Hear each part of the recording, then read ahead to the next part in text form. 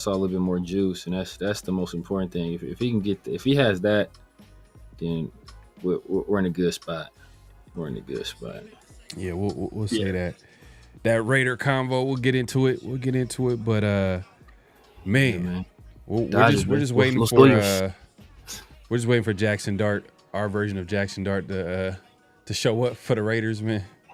Hey, it's one day. I told people, look. People don't they don't want to hear it, man. They don't want to hear it from Severe. I told people about Jackson Dart last year.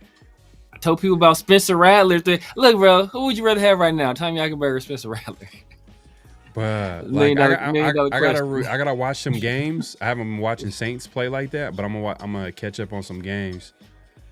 But I seen a stat where, like, you know, I think they're one of the only teams that haven't given up a sack this season. But he's been pressured.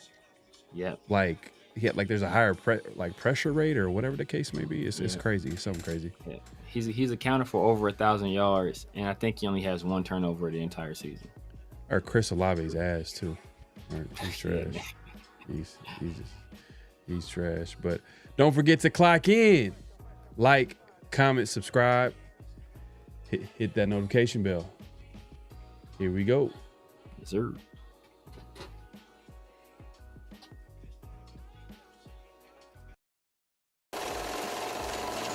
Great Pharaoh. The gift of Troy is a fabulous fabric from the land of the 5 rivers.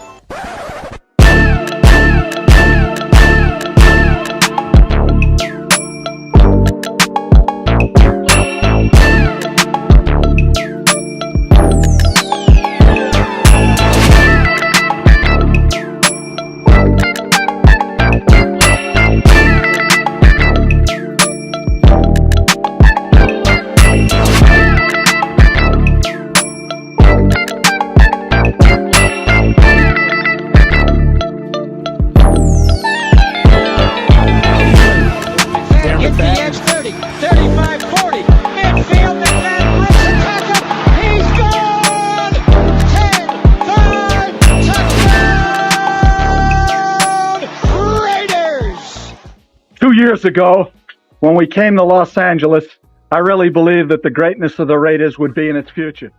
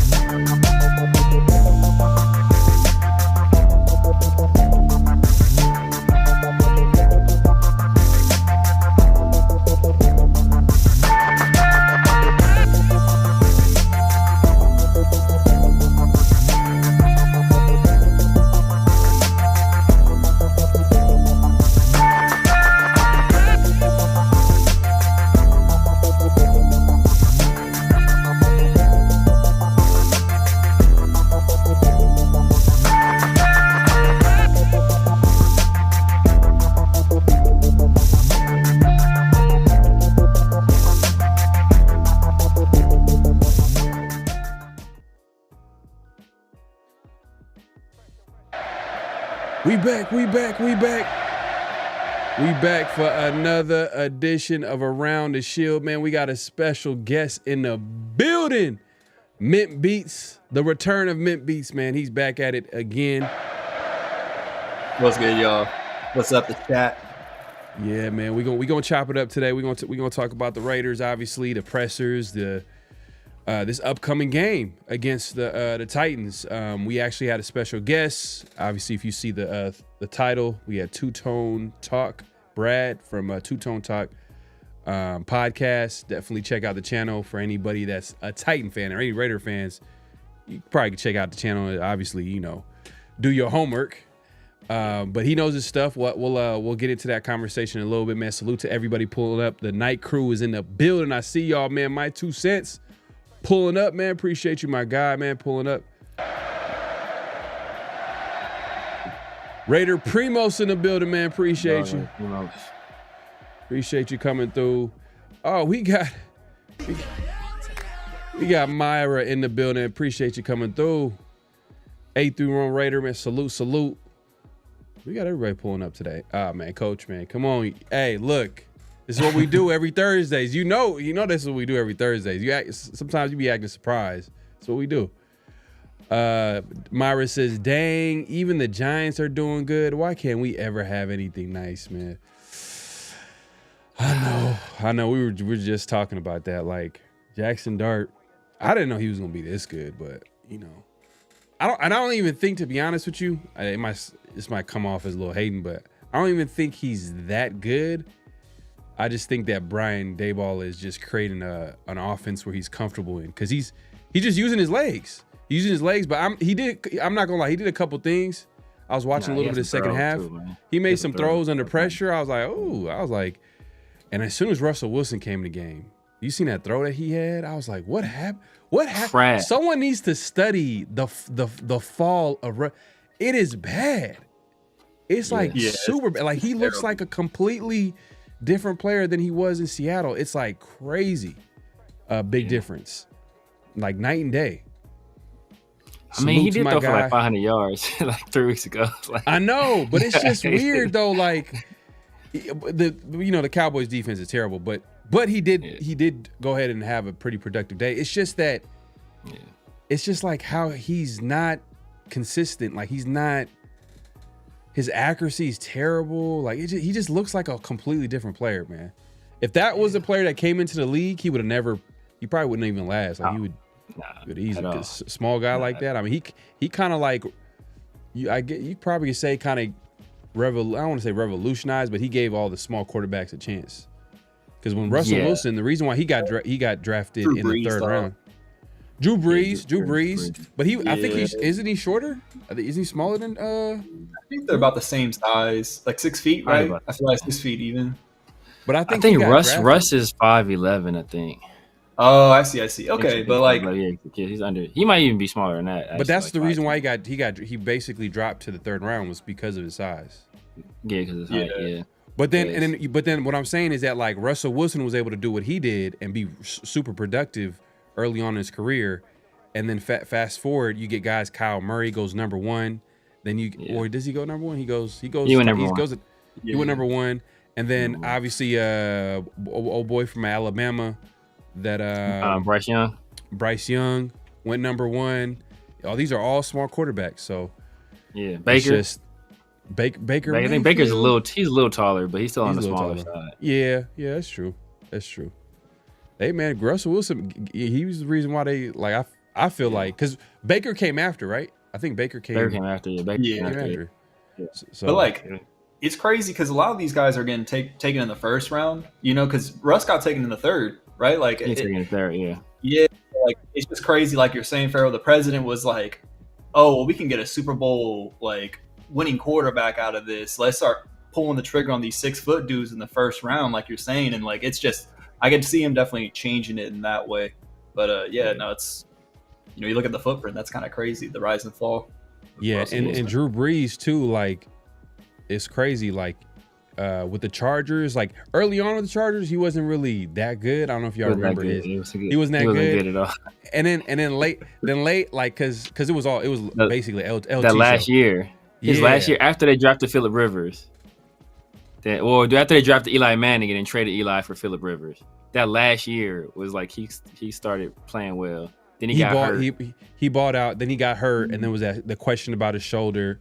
And then, you know, Sean Payton, obviously the Saints, they took that risk, and the rest is history, bro. Like, he was one of the best quarterbacks in the NFL for like the next 10 years, I guess. I don't know how many he played. Yeah, but his downfall was like, it was obviously like physically he couldn't play the game. Like, his arm was shot. Yeah. You know what I mean? That's different. But Russell Wilson is completely different. Like, he still can sling it. Yeah. Like, his arm is still there. It's just he just, I don't, am I tripping? Like, y'all see what I'm talking about? Like, he just looks terrible. Nah. It's like, I feel like he can't overcome his disparities, or I guess not bad, we'll use disparities from his athleticism. You know what I mean? He used to do that with his athleticism, utilize that as like his bailout card. And he kind of changed the game in that way, because he was able to run around and throw that ball 60 yards down the field and like complete them, you know, like with ease, it looked like sometimes. So seeing that fall off, it's like, but like, it's crazy too, because going back to him being a small player, it's like he's always struggled throwing from the pocket. And as you get older, you're going to have to start functioning more in the pocket. And that's another thing. It's just like he can't, in 2 stops, he can't do it, or 3 stops, he can't do it. So it's kind of sad to see. Facts. Yeah, and that's underneath throws too, because he's like a deep ball thrower. So like what really is hurting him a lot is like, you know, everybody's essentially too high shell now. So like they're forcing you to throw underneath and hit timing routes across the middle of the field. And he's never been a guy that's been good at like attacking the middle of the field. That's why the matchup or the marriage with him and Sean Payton, it was such like a funky kind of situation, just because like his game doesn't really coincide with what, you know, Sean Payton likes to do in terms of quarterback. Yeah. Hey man, the chat be just clowning, man. Y'all need to stop. Y'all need to stop, man. But we appreciate everybody pulling up. Make sure to clock in, hit that like button, hit that subscribe button, hit that notification bell. We're going live on both our channels. So definitely, if you're first time joining us, if it's on my channel, definitely subscribe. Head over to Severe's, and obviously vice versa, man. Like if you're on Severe's channel, come to the PharoahNFL channel. Just hit the subscribe button. Hit the like button. That's all we ask for, man. But we're going to have a great show, great conversation. So I guess, you know what? Let's just get into the preview, the Titans Raiders preview. I was able to sit down with Brad from Two Tone Talk podcast. And without further ado, actually, before we get into that, thought I had it up here. Severe, if you could hit up the chat real quick, man. Appreciate everybody pulling up. Yes, sir. Myra G, what's up? Donald and Stacy come out at night. How can Mark Davis and Tom Brady allow this to take place? I mean, look, hey, y'all can't blame Mark Davis. Mark Davis has a 4-time MVP, about to win back-to-back championships, about to be MVP, Defensive Player of the Year, and possibly Finals MVP. He out there wearing pink wigs, enjoying a winning franchise. He gave the keys to Tom Brady and to Pete Carroll. This is on them. This is on them. Don't put this on Mark now. Y'all told him to step away. He stepped away, and he's winning championships in the WNBA now. Yeah, facts. Let me just give me 1 second here. All right. We're going to get into this. We got Mark Sanchez in the chat right now, dog. You see that? Mark Sanchez, hey, man, he got bigger problems, man. I mean, but hey, if this takes your mind off your problems, it's all good. Yeah, man. Exactly, bro. Hey. He says, a dude in a wheelchair ran his mouth to me today. I handle business. No one disrespects Mark Sanchez. Bro, hey, real quick, man. That has to be like the wildest. That's so random. Like, that was insane. You think it's like Mark pent Sanchez. Up? You think it's the pent up energy of like people making fun of him over the years, the butt fumble, and just? I don't even think it's that. I think dude was loaded, bro. He was loaded. Clearly, he was loaded, bro. That's what it is. But Mark, there's a man in Henderson, Nevada that's talking some stuff about you, bro. It's old Panthers. Are just talking reckless, bro. Oh man, that's funny, bro. You gonna let that slide, Mark? You gonna let that slide? But anyways, man, let's get into this Titans and Raiders preview. Here we go. What's going on? We got a special guest We got a special guest in the building. We got Brad from Two Tone Talk on YouTube, his podcast. Definitely check him out for because we get random NFL fans. So definitely check out if we got some Titan fans watching a Raiders show, which I get it. Well, we do have a special guest. You definitely want to tune into this conversation. It's going to be a good one. Well, let me just say this, man. I know I don't want to hype it up too much because we're talking about two teams that are struggling right now, to say the least. But Brad, like let me know what's going on with the Titans. Let's just start with you guys got some familiar names to Raider Nation. We the Callahans, Bill Callahan.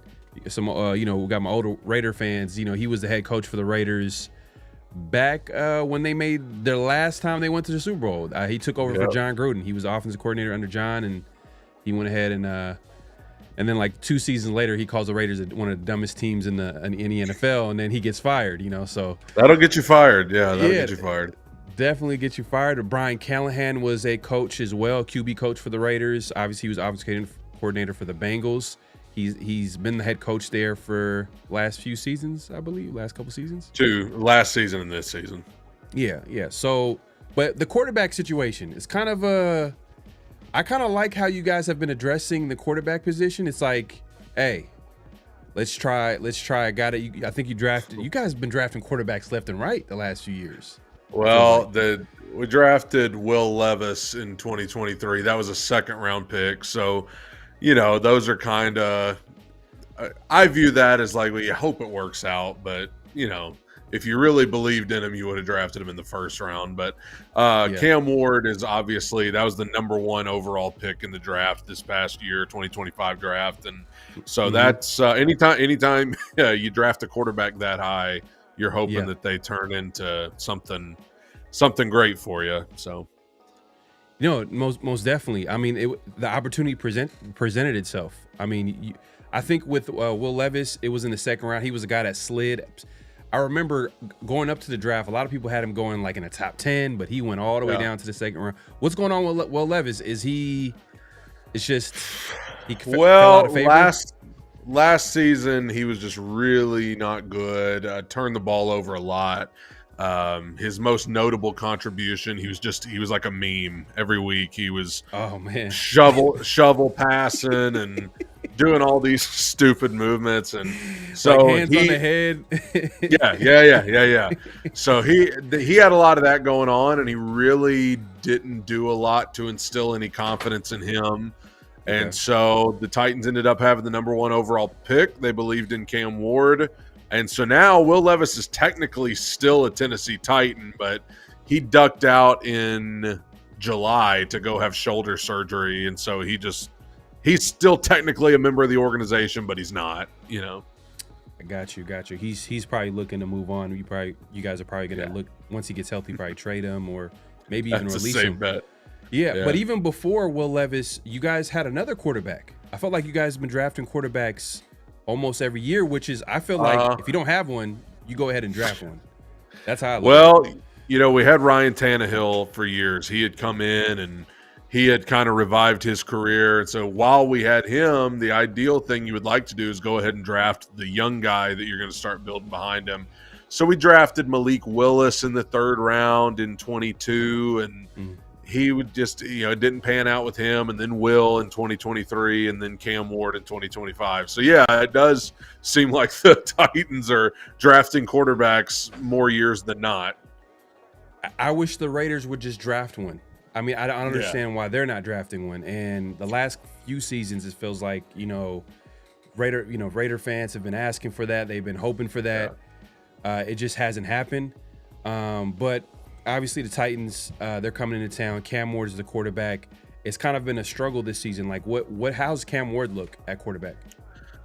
I mean, he looks like a rookie. It's what really bugs me sometimes is, when you've got a young quarterback who's a rookie in his first 5 starts, you just want to have him in as good of a position as you can to learn and grow. And even if they make mistakes, it's all part of the growth process. The problem is the Titans receivers are averaging like 4 or 5 drops a week. You've got an offensive scheme that I'm very skeptical of at this point. It's just not. I don't feel like it's suited to what he does right now. I think they're trying to adapt it, but Brian Callahan, the head coach who you mentioned, I think his hot seat is pretty hot, very hot, I should say. And so there's just a lot of unease in the rest of the organization. And so you've got this rookie quarterback who's kind of in a tough spot because his offensive line a lot of weeks hasn't been great. His receivers are dropping passes. His head coach is going to get fired probably. So there's a lot of uncertainty there. But he has really, I mean, this past Sunday, it was a crazy game against Arizona, but he ended up making some big-time throws late to lead them down to win the game. I think that's ultimately what you want to see at some point from your rookie quarterback, show the potential that he has. And so he's definitely done a lot to show that potential and that he's headed in the right direction. It's just he's having to overcome a lot of things in this organization right now to get there. Yeah, that tends to happen when when guys get drafted high, they're not necessarily going to a good team. So, absolutely. Is what it is. But you mentioned the offensive line, and Bill Callahan, like, from what I know, he's like one of the best offensive line coaches out there. So is it Bill Callahan he's just not cutting it out, or is it a talent deficiency on that offensive line? Well, he came in last year with Brian Callahan, so he's been here for a season and a half, pretty much. And you mentioned that he was the head coach for the Raiders back in the day. He actually led them to a win over the Titans in the AFC Championship game. So I held a lot of resentment toward him, but then he came here. Last year there was a talent. Yeah, there was a talent issue last year on the offensive line. We did not have a quality starting right tackle on the roster. That hindered things. This year the talent is better. I think it's just they've had injuries, so it's been hard to kind of get things going. Our starting right tackle now has not played since week 1. He got hurt in week 1, hasn't played since. I think he's going to play this Sunday. I think he's making his return against the Raiders. But, the offensive line put together their best performance of the season on this past Sunday. And so they're one of the main groups on the team that appears to be improving. Because, they were giving up, I think they gave up 8 sacks to Denver in week 1. So that's where they started. And then, and some of those are on Cam. He's holding on the ball too long. But now this past week it was 2 sacks. So they've really headed in the right direction. And for Cam's sake, I hope they continue to do that. No, for sure for Cam. I know he's a quarterback that does like to do the second reaction plays and holds the ball a little bit. He even had a play where it's crazy where he's rolling out to his left, I believe, and he tries to make a throw. Looks like it's getting intercepted. The guy fumbles. For old school Raider fans, that almost looks like the Holy Roller. It was a classic Raider play back in the day. Yeah. So one of those types of deal, and you guys end up getting the W, it was a great comeback because it was 21-6 at halftime. 21-6 at the end. It was 21-6 at the end of the third. It was, and then they had the infamous play where the running back for Arizona is running it in to make it 28-6. That's right. And he lets the ball go at the half-yard line. I don't know how that's still happening in 2025, but it's still happening. Yeah, Cam had to get the W after calling the team ass. Like he had to go ahead and the team trash. Like or he didn't call the team trash. He says we're playing like he said we. He said we. Yeah. Right. So you had to get the W right after those comments, and I think he made that comment too after the game. Like he mentioned that I'm glad I got the W. I'm gonna keep saying this after every game now. That was like the joke. But okay, so the offensive line it seems like it's improving. Bill going against I will say going against Max Crosby concerns me because that will make an offensive line not look good anymore when they're going up against him. Have you guys drafted anybody in the last couple so 2023 we drafted Peter Skoronski. He plays guard for us now. He's the best offensive lineman on the team. He's playing at an amazing level. And then J.C. Latham is our right tackle. He was our first-round pick in 2024. Oh, yeah. From Alabama. He started at left tackle last year. They moved him over to right tackle because that's where he played college. And so there's a couple of first-rounders, and then Lloyd Cushenberry's the center. He was played at Denver for a long time, and now he's here. And Dan Moore, who's the big question mark for me at left tackle. He's been at Pittsburgh, and then Kevin Zeitler at right guard, who's from Detroit. So you've got some free agents they picked up, veterans from other teams, but a couple first-round picks in there too. J.C. Latham, why did they move him to the left side? Did he not play left tackle in Alabama? He played right tackle, so they drafted him and moved him to left, and he just wasn't comfortable over there, I guess. So they bumped him back over to right. And he looks more comfortable back at on the right side now.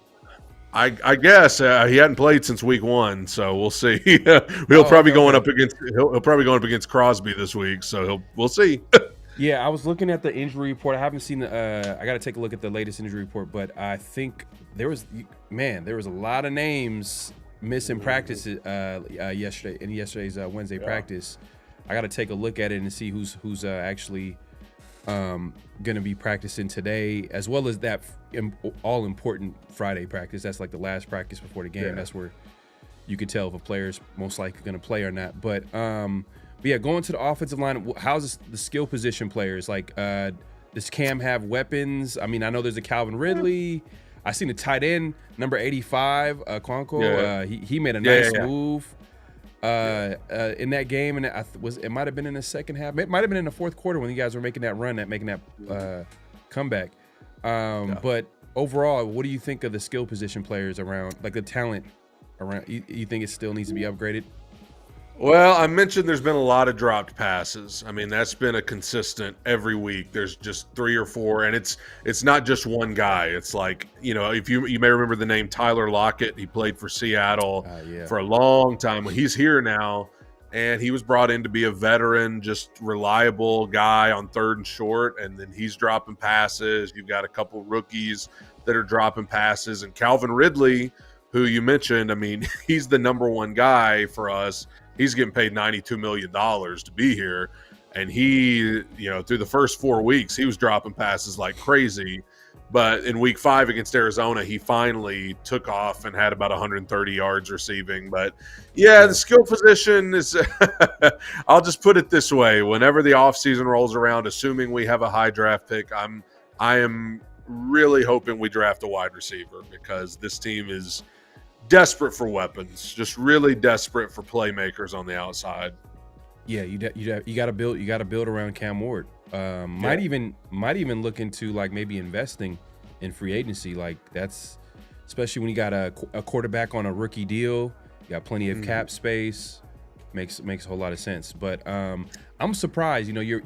Probably your best player is Jeffrey Simmons. The other day, I think Chip Kelly today called him the probably the best defensive tackle in football, 3 technique in football. I'm surprised how bad you guys are against the run. It's like, is it just a matter of playing good teams and good players, or is it just the defense just not playing well? They're just not executing. Well, I will say, first of all, Jeffrey Simmons has been sensational. I mean, I think he's playing the best football of his career right now. And so I every week when I do my podcast, I always say Jeff deserves better than to have to watch these offenses we're going against just march up and down the field. But it always feels like the Titans play the run well for 3 quarters, and then in the 4th, there's just a backbreaker of a run that just kills you. The Rams, we played the Rams in week 2. They ran it all over us. The Colts with Jonathan Taylor in week 3 just ran it all over us. So those 2 weeks, I think, hurt the numbers a lot. But, the other interior defensive tackle, we have Tavondre Sweat, big guy out of Texas we drafted last year. He's been out since week 1. He got put on IR, and he's still got next week before he can come back. So that's hurt, I think. Some of the inside linebackers that were supposed to be veteran, like guys we picked up off free agency have underperformed, in my opinion. I think that's led to the run game not being great. But Jeff Simmons at times has been like a one-man defense. Like I told somebody during the Arizona game this past week, I said, if Jeff Simmons does not tackle them, it's going to be a big gain. Like if Jeff Simmons doesn't stop them, at the line of scrimmage, it's going to be a big gain because he's like the main guy you got to get past. He's tearing it up, I will say. He's been great.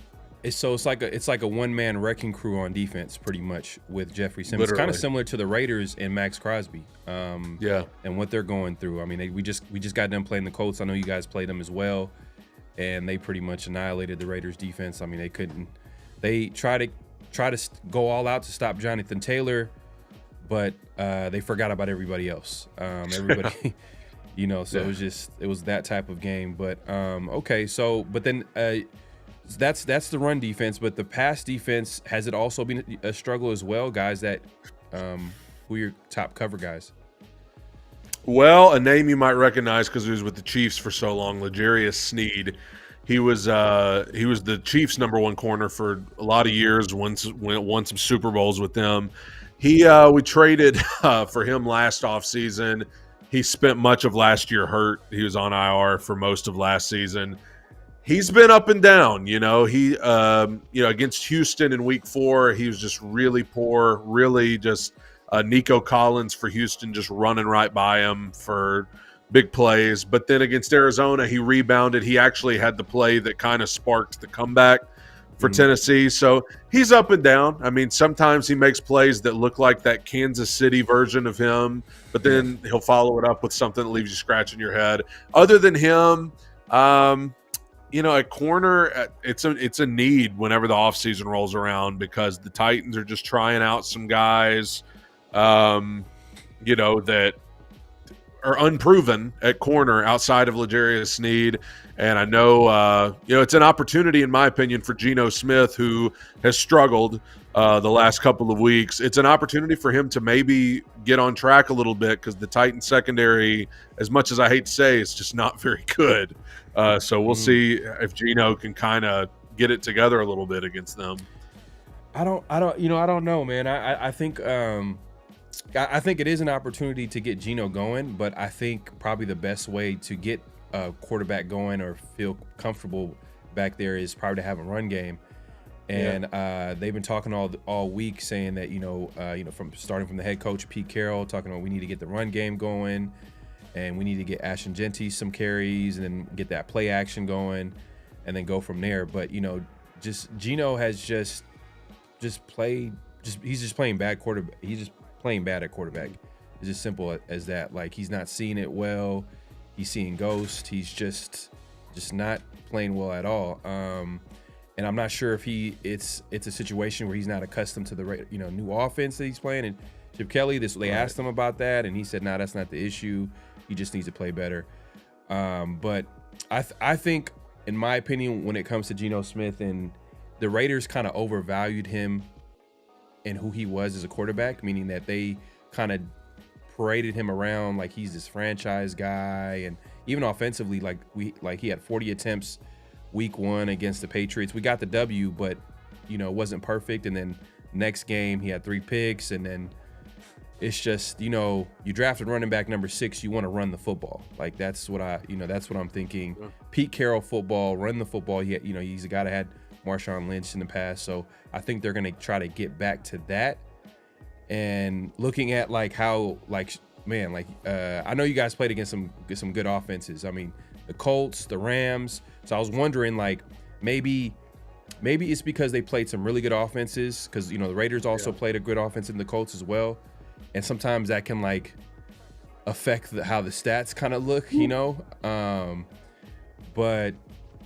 But yeah, I think the Raiders are going to try to get the run game going this week for sure, and then Geno's probably going to try to pick his spots. Yeah, I think the Titans' defensive numbers, to put it in perspective, for example, in Week 4, the Titans played Houston, and at the end of the third quarter, Houston was up 6-0, and the final score of the game was 26-0. So they scored 20 points in the fourth quarter. And so I think what's happening to the Titans defense a lot is the offense is just given nothing a lot of the times because of maybe it's a bad play call, maybe it's a drop pass or Cam misses a throw or whatever. The Titans offense is giving so little that by the time you get to the fourth quarter, the defense is just spent, because they've been on the field for most of the game. I guess you start to feel like your offense is not going to help you at all. And that's kind of when teams start really piling on the Titans defense. That's what happened against the Rams. I mean, the Rams were beating the Titans, I think, by 3 going into the fourth quarter, and the game ended up being like a 3-score, difference. So that's kind of been the story for a lot of the games, especially the 4 losses the Titans have. It's that you get to the fourth quarter and game the thing's close, and then the defense just kind of breaks down because they've been on the field so much, so. Yeah, that makes sense because I've seen that they were actually in the middle of the pack, like I think top 15 or right outside of top 15 in third down percentage. So they're getting the teams off the football field on third down, and then they're up there in red zone touchdown percentage. So they're not giving up a lot of touchdowns when the team gets to the red zone. So yeah, sometimes the stats don't tell the whole story. That's why it's always good to have these conversations, because sometimes you can get an idea. Oh, okay. The offense is so bad that, the defense is out there for like all day. And then that's how those big plays happen. Those explosive plays happen later, because I think Jonathan Taylor, he had like a long run. Did that happen like earlier in the game, or did it happen like in the third, fourth quarter? He had a big run. I know it was the second half. That was the Titans were leading at the half of that game against Indianapolis. And then, it just, and that game in particular, that was probably the defense's worst performance of the season so far. I mean, Indianapolis just, and I know you just watched this with your own team Sunday, but we had no answers for Daniel Jones. We didn't have no answers for Jonathan Taylor, Michael Pittman, Josh Downs, Tyler Warren. We didn't have answers for anybody in that game. And and they're in our division, so we got to play them again in a few weeks, and that'll be ugly. So.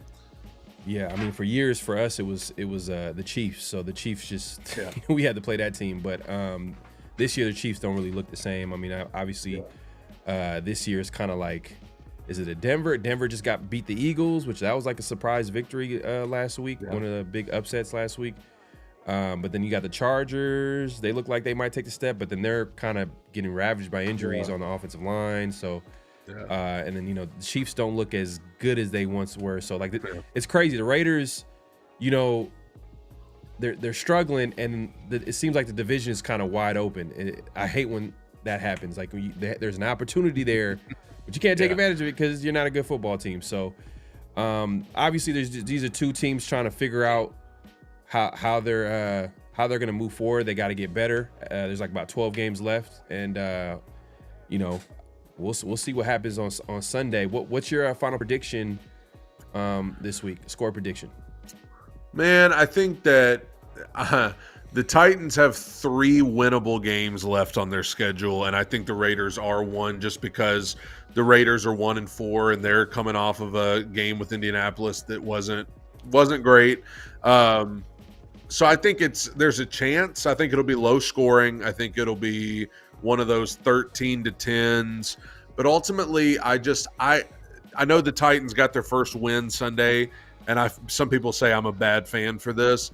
I just still don't believe in this team enough to pick them to win a game right now. I mean, what people don't realize, I know the fourth quarter the other day against Arizona was exciting, and the Titans had all these crazy moments where they came back and won, and I was grateful to see it, and I do hope Cam Ward's able to follow that up with a good performance, but for 3 quarters, they looked as bad as any team you will see. I mean, they looked horrible for 3 quarters. And they had, the week before that against Houston, they got shut out. They looked awful the entire game. So I just can't, in good conscience, pick the Titans right now, because I still feel like they're, and maybe it's I'm hoping reverse psychology. Like maybe if I pick against them, they'll – whatever. But I think for right now, because it's in Vegas and because, Titans have a young quarterback and a young, inexperienced head coach, I'll take Pete Carroll and Geno Smith's veteran, been around the block. And they're, and the Raiders are coming off of an embarrassing loss to the Colts where it was lopsided. You would think you would want to come out and prove, that that's not who you are. So I'll go Raiders. So what's the score? Where are you going with the score? With the I said low scoring. I'll say 16-13. 16-13. Okay, I respect it. I mean, you got to be honest. I mean, that's how I am with the Raiders. Obviously, there are certain games where I feel like they're, like I said last week, that they can possibly pull an upset on the Colts. If they're able to go in there, and because they lost the week prior, they lost last second against the Bears, and Geno Smith had 3 interceptions. And just speaking to your point about the defense being out there the whole game, and they played great. Imagine getting 3 picks. The Bears are in the red zone like all day, but they're not giving up. They're not scoring touchdowns. They're turning the ball over. They're going backwards, and not capitalizing on that on the field position. And it ended up being a close game.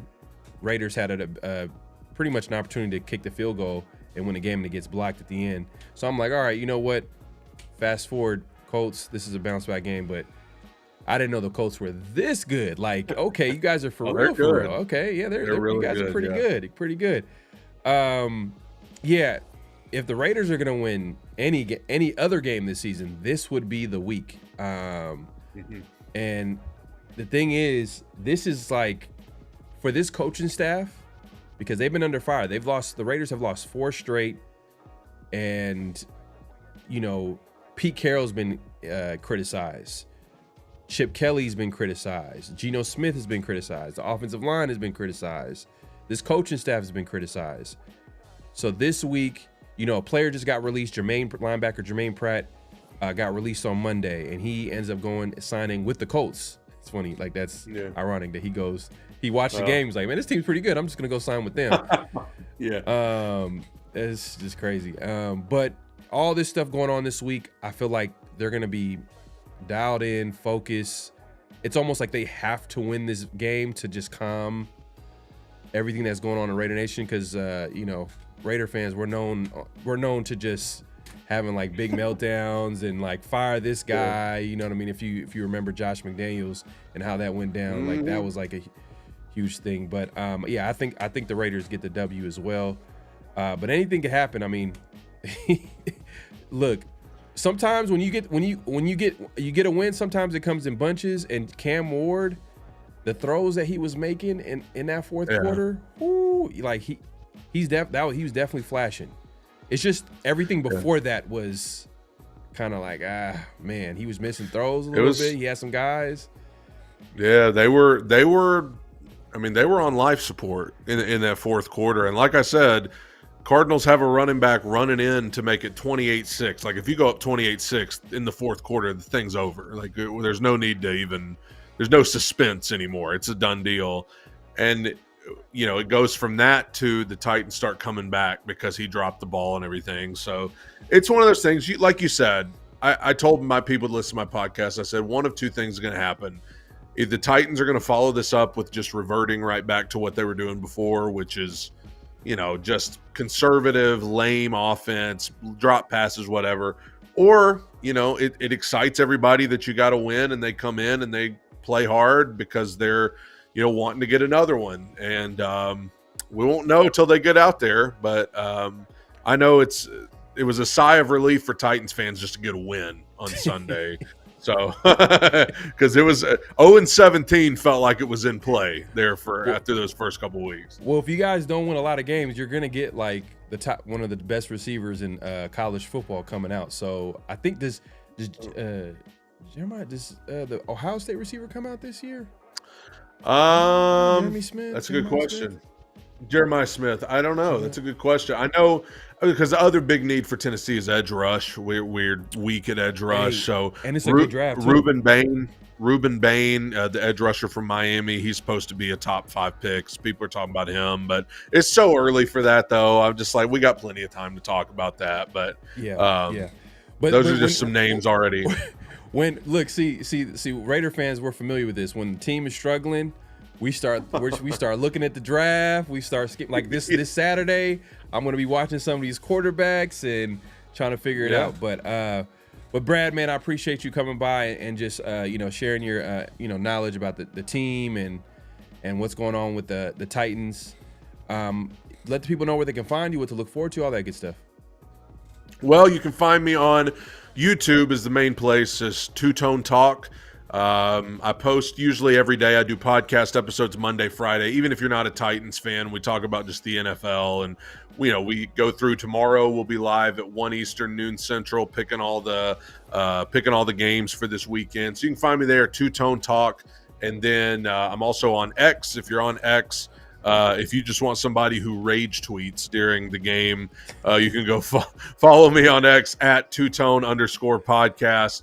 And you'll at least, even if you're not a Titans fan, you'll get some funny tweets of just an angry fan in the middle of games who is seeing red and is angry. But I appreciate you having me on. It's great to be on. Yeah, man, appreciate you coming on last minute. But yeah, we had a great conversation, and we'll see what happens on Sunday. Everybody watching, the show will continue, and we'll see you all in a second, man. We back, man. We gonna chop it up. We gonna talk about the Raiders. The conversation will continue, man. Shout out to my guy Brad, man, coming through and giving us that Titans perspective on what's going on with the team. You got to know thy enemy. You know what I'm saying? You got to know what's going on over there.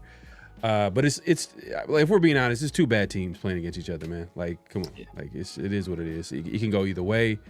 But I do think like this should be the Ashton Genty game. You know what I mean? Yeah. If just reading between it, like Pete Carroll wants to run the football. I think Chip Kelly, just based off like the game plan against the Colts, you could tell like he's acknowledging you got to run the football, and like Genty's getting better each and every week. But what are your thoughts against this Titans matchup? I'll take it. Yeah, man. Yeah. Go ahead, man. Yeah. Go ahead, man. Take it. Yeah, I mean, I agree with you. You guys were talking about how poor the Titans. The Titans. Y'all did one of these, like yeah, man. Oh shit! Quick little timeout, bro. No, go ahead. My bad. I'm hella goofy, bro. Go ahead. No. Like you were saying though about the defensive like line. Well, the defense as a whole, they allow a high percentage of or a high amount of yards before contact, similar to what we were facing in the Bears a couple weeks ago as well. And you saw like Ashton Genty and the offensive line really get the ground game going. I think that it's obviously going to have to start there because of the way our quarterback's playing. You know, like I don't want to have. I think the magic number for Geno Smith this week is probably like in between 25 to like 28 attempts, you know, like even below that, you know what I mean? But like if he could keep it kind of like in that range, I feel like we can win the game, or like it's a sign that we're going to be winning the game. But yeah, it starts there. And then, I mean, I still am not really convinced about our secondary. I don't really believe that they can lock down anyone. We don't really have a number one right now. And like, I mean, isn't Calvin Ridley's playing right now, right? He's going to be playing this week. Talking to Brad about like the skill position players for the Titans, like they haven't really like played well. Like they've dropped the ball a lot. Ridley's breakout game was against the Cardinals last week. I think he had like over 130 yards. But they just kind of been inconsistent. Like the whole attitude with Cam Ward is that they need to like basically continue to build around him, because right now there's not a whole lot. Like there's some pieces here and there, but like they need to continue. But like you heard him say, like, hey, we need to get a wide receiver. We need a wide receiver. We need to add another weapon for him, or another couple weapons for him. And then obviously he's talked about edge rusher. But when I looked at just looking at like the numbers with that the defense over there, they don't really blitz a lot. They're not a defense that blitzes a lot. They try to rush with their like front four, but the thing is they're not pressuring. That's the thing. Like they don't blitz a lot, but they're also not getting a lot. They're not getting home. They're not really pressuring a lot. So this might be a game. That's what I'm saying. It seems like it's a winnable game, but like I said, the Raiders they're not playing good football as well. So I don't want to say anything's in the bag, but it's just the matchup is kind of like, and this like, remember that when the Raiders played against the Bears, we're like, oh, this is the matchup defensively for the Raiders. It might line up for them. This is even a better matchup because this team is not good at offensively. They've struggled. They obviously can't stop the run. They're like 31st in total yards as far as rushing defense, and I think they're giving up like 5 yards a clip. A carry. So like that should tell you like this is the Ashton Genty game. It's giving the ball. Feed Ashton Genty. Don't mess around this game. And I think the whole conversation this week, especially with the Raiders losing 4 straight after winning week 1. The coaching staff, everybody, they're hearing the noise a little bit. They're frustrated. Jermaine Pratt just got released, so it's like there's a little frustration. Even Patrick Graham, who's super always laughing and joking. I never really seen him mad. He was mad today. Like he when they like he was cool. Like it wasn't that bad, but like when I think the question was asked by Q Myers, and he asked them about forcing turnovers, and then he just like, man, I'm done talking pretty much. Now I'm all about like just we got to go out there and do it. Like I'm done talking. I mean, what was your take from hearing some of the pressures? I mean, starting with Patrick Graham, Severe. Yes, my first take is that there are people that are involved with the decision making outside of Patrick Graham. Namely, just like you can tell, just the like first of all that question, you can tell he was kind of perturbed. It almost felt as if like he feels he doesn't have any control. Because never in the past have we seen Patrick Graham like react like that to a question. He's usually like super positive, like, hey, you know what, hey, we're gonna get it right. He just loves coaching ball type situation. So to see that level of frustration, and then when he was just talking about the release of Jermaine Pratt, like it was also like you could tell like a little frustration seep through where he was like, hey, we got to replace a guy like that. It's gonna take all 11 guys on the field, and I like having good players, but hey, decisions are made, or we make decisions. I was like, huh? Like that doesn't seem like, hey, that didn't sound like when a guy when a player quits on a team. He's like, over here we got a next man up mentality. A next man up, go step up, and we're gonna get this thing right. It would seem like, hey, there was some stuff being done that I didn't necessarily agree with, and now I'm forced to try to make modifications or come up with, like the difference or in the talent gap between this guy and the next guys, especially when you're struggling. Your linebackers are getting picked on in coverage and you lose your best coverage linebacker. So it just feels that, it's a whole lot of meddling going on.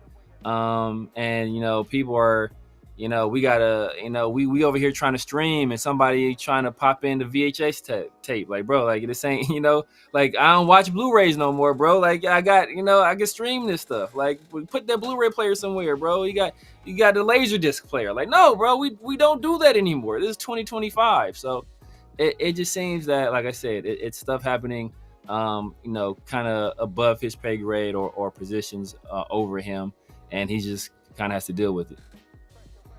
Yeah, it's interesting though, because like with Patrick Graham, like when he made that comment, it's not like it's almost like he's agreeing with Jermaine Pratt.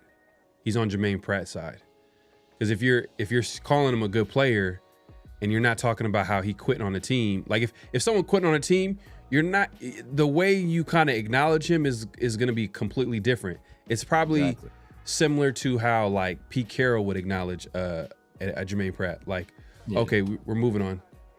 All right. It's very cut and dry. They're not gonna probably say too much, but they're, we're moving on. Like we got other guys that need to step up. It like, are we on the same page on this? Do you feel like it was a situation where Patrick Graham might have been on Jermaine Pratt's side? Like he didn't agree with getting rid of a Jermaine Pratt or releasing him? Well, bro, like I mean, when you lose the best linebacker on the team, I'll be pissed as a defensive coordinator too. It's like I have one of the most productive players being removed from my team because he's kind of. I was listening to I think it was a podcast that Hugh Myers was doing. He was talking about the situation with someone on the phone, and he was describing it as like in the off season, Spytek sorted out people that were like strong character guys, like people that really were about like the team first, loved football, all that stuff. And like obviously Jermaine Pratt has to love football to some degree to be, as good as he is in the NFL, right? So, but what he was saying is like they wanted to put some people that were like sandpaper onto the team to kind of build callous, and Jermaine Pratt was one of those guys as far as like the way that he leads is what he said. And like it's just interesting because I feel like Max Crosby also is like a very like, I mean, the way that we hear him talk about like Tyreek Wilson, like he's an in your face, like, no, you got to get better, bro. Like if you're not putting in the same amount of work as me, then don't talk to me, about getting help or anything like that. And like, I feel like maybe there was some Jermaine Pratt like going up to Devin White and be like, bro, why are you ass this week? You know what I mean? Like, why are you not playing well? Because like, let's keep it a buck, man. He's high and he's low, and when the lows for Devin White are like just terribly low, like not wrapping up in like being in the right place, but not wrapping up in the hole. Like I've seen that so many times from that guy this year, and like it's just I feel like there may have been a little bit of that. I mean, call me, I may be inferring a little bit too much, but I think there was probably some of that, and Pete Carroll didn't like that because Devin White's obviously a Pete Carroll guy, I mean, like it's just exactly. It's kind of making sense, and I don't think the locker room is necessarily giving up on Pete, but they're also like I feel like they're looking a little sideways at him, like giving him the little side eye because it's like, sure, yeah. Look, you ain't practicing what you preach. So many ways. Go ahead. I never play linebacker, but I always wrap up in hole, bang. But but look, you cut Pratt, right? And not only is he's playing the best at the linebacker position, he's your best linebacker in coverage, and you cut him and leave him home the week that you're playing the guy he was the green dot wearer for. You leave him home against the guy that he spent years in this defense, who would know this defense better than anybody there, who can give you the keys, give you the clues, lead you on a path toward victory or toward at least cracking the code on this defense on the week. And I'm sure like that's probably what happened. I'm sure he was fighting and trying to give input, and I'm sure that he was probably shut out. And he was probably like, F y'all, if y'all don't want to hear from me, like F everybody over here. And I'm sure he said it's probably something like that, something similar to that. And they were like, oh, well, at least using that kind of language, using some rough language, we're going to leave you back in. Like, bro, no. Like, this dude is a leader. He's a dog. He's been playing well. And he knows this defense. Like let this guy have some input. Let him, give him some, let him give you some insights into how to beat this defense. And instead of doing that, we leave him home and cut him, after the game, and then he goes right back and signs to the guy that that's a super turnaround for him. Oh, that's like, I don't know if you want to call that petty. The time is just it just makes sense. And it would be worse if like he's one of the best defenders on the team, like he balls out, like, oh, man. And we gotta get reminded each and every time like he's out there with that defense, because Colts seem like they're going to be that team that that's probably on their way to making the playoffs. Like they obviously have one of the best offenses in the NFL. Like Steichen got that offense. The defense is playing well. Like they got it's solid team, but I think also too is like you could sense the frustration in like Patrick Graham, and like this is a guy that like has head coaching experience or head coach aspirations, and like if he had an opportunity to become a head coach, this he would not have came back to the Raiders. And so it's not like, so he's kind of in a situation where like I think he's gone no matter what happens after this offseason. Yeah. Like especially because he probably sees how like Pete Carroll's getting down, like this it's kind of a messed up deal. Because look, Patrick Graham was in the booth. He was in the booth. Yeah. But Pete Carroll brought him down so he could chime in on what's going on defense, because Pete Carroll wants to, he wants that control. He wants that input. And a guy like Patrick Graham, if you're cutting guys that he needs that are productive, that's the situation. imagine like if that's a situation where like, hey, look, that's not a reason to cut the guy. Like this guy's a competitive guy. He's a talented guy. He's not a bad locker room guy. Like you mentioned, like a lot of the guys that they brought in, what did Spytek say in the draft? Like we like humble superstars. Yeah. You know what I mean? And at the time, it was right after the third or fourth round. And everybody was asking about like Shedeur. So I was like, man, that's an interesting comment. And then like, is that a shot at Shedeur or whatever the case may be? And then, but you know, it might have been just a general comment about the entire team, but and the type of players that they want.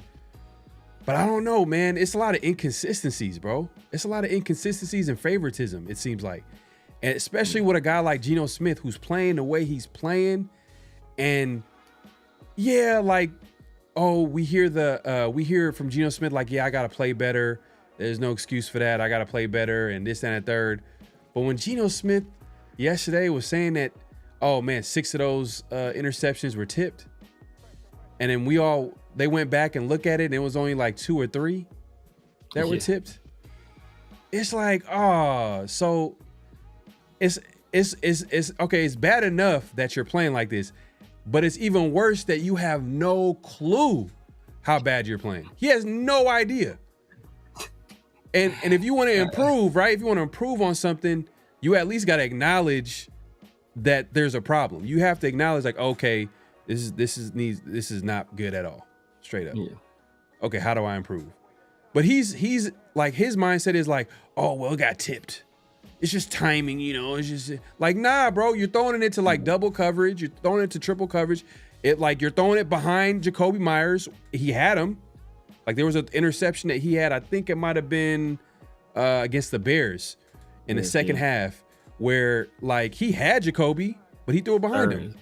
And he gave Meyer an opportunity to get the interception, who was trailing behind Jacoby, and he got that interception. It's like, you're playing bad, bro.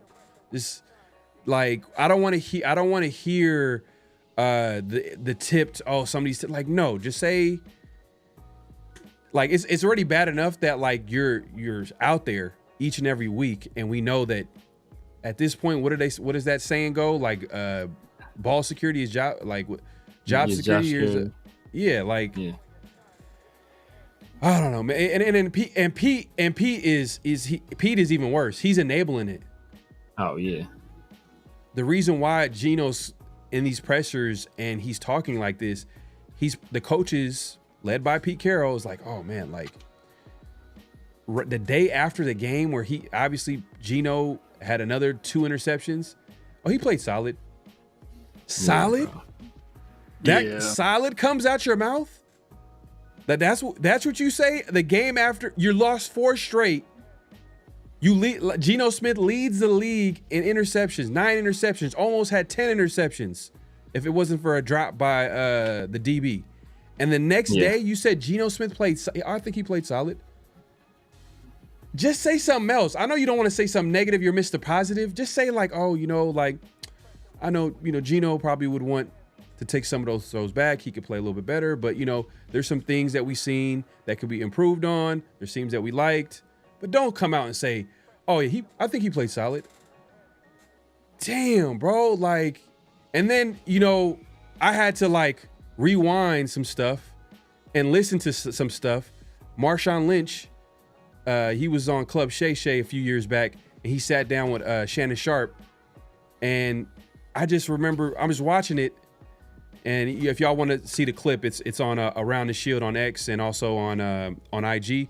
And he's sitting down and he's talking about like the play that cost the Seattle Seahawks a second Super Bowl, and how like Marshawn Lynch, the full clip, Marshawn Lynch was like, when he asked the coaching staff, specifically the offensive coordinator and Pete Carroll, they didn't want to take accountability.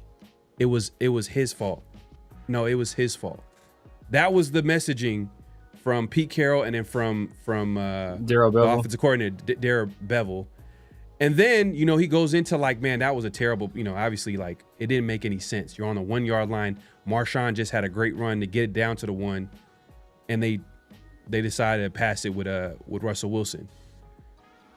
That's neither here or there. But what was interesting about like the comments was he goes on to say like after that he lost the locker room. And then he goes on to say at the time when Marshawn Lynch recorded this interview, he was the coach of Seattle. And one of the things he said was like that decision that he made haunts him today because he's trying to recapture what he had in Seattle with the Legion of Boom instead of letting the players be who they are. Yeah. So he's stuck in the past. He's being stubborn.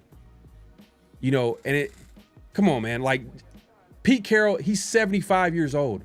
He's 75. What is he? How? He's not going to change. He's not going to change. No disrespect to all the OGs. You know, I like, look, like, it's just, this is the reality, bro. This is the reality. You get older, you're gonna do what you've been doing. Like, you're not going to change. So, and then, you know, I don't want to keep because I have like some theories about the Pete Carroll hire because I've been thinking about it. I'm like, there's no way the Raiders hired Pete Carroll and said, we found our coach. There's no way. I think they thought it out. They thought it through. And the way they thought about it was he wasn't the number one option. He was not the number one option. I don't even think he was the number two option because they requested to interview Ben Johnson and who else? Todd Monken. They want an offensive-minded coach. Tom Brady wanted an offensive-minded coach.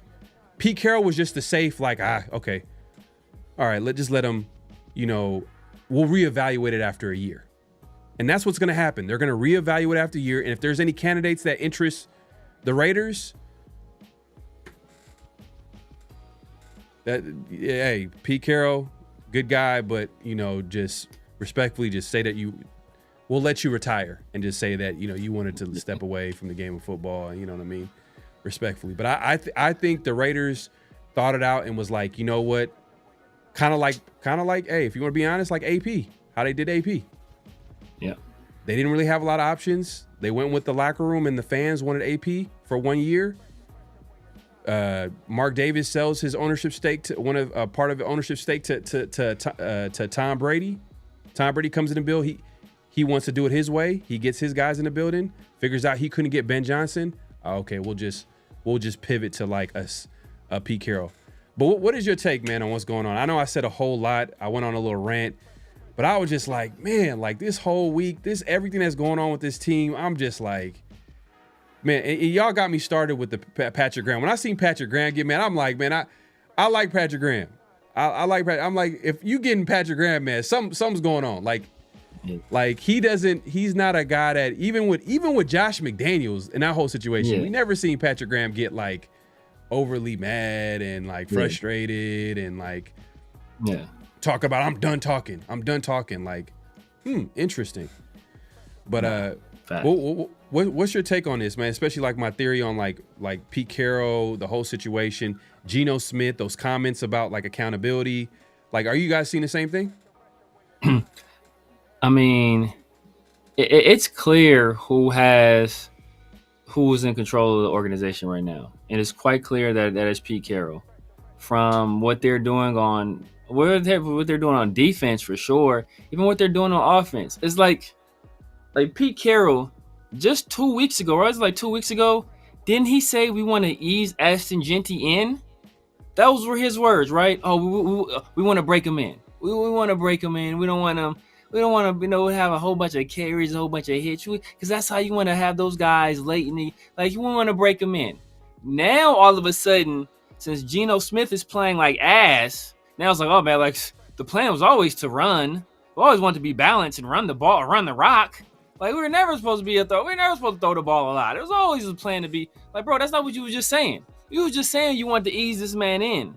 And now that your boy is playing like ass and you want to deflect the blame away from the quarterback that's not playing well, now you want to throw blame on the offensive coordinator who called basically a balanced game, as balanced as you're going to get, losing by 37 effing points in the fourth quarter. Like, how much do you want us to run when we're getting our teeth kicked in? Like, bro, you kicked the field goal down 37 with 6 minutes left, bro. Like, I don't want to hear about no damn balance. Like, you're doing stupid stuff trying to save face. Like, it's idiotic, it's ignorant, and it's been this way for the like when I knew when we first hired him, I knew it was issues. I said from the beginning, don't hire this dude because only nothing good can come out of it. If he's the best coach, he's the best coach you've ever seen in your life. The most he's gonna be here is like 3-4 years. If he's the best coach ever, and if he's bad, like are you gonna fire the third coach in 3 years? Like, you between a rock and a hard place. So why even make this move? It made no sense. Oh, he's gonna bring this culture, and okay, even if he brings a good culture, then we still have to hire another guy who's gonna bring his own culture. Like, culture doesn't just shift and morph over to the next guy. It's not carried on through osmosis. Like, the next guy is going to want to do things his way. So the Pete Carroll culture is going to go away unless you hire a Pete Carroll disciple. And like, none of those guys, unless, like, who you want? Gus Bradley? You want Darrell Bevel? Like, those guys ain't walking through the door. Like, nobody in the league want those people. So why would we hire these guys? So it just didn't make any sense. Then when he compared our secondary to the Legion of Boom, like, bro, what are you doing? And then we said from the beginning, he's trying to recreate Seattle. Ashton Genty's supposed to be Marshawn. Darian Porter is supposed to be Richard Sherman. Like, Jeremy Chinn's supposed to be Cam. Like, he's trying to do the same thing over again. And, bro, you can't capture, like, lightning strikes once.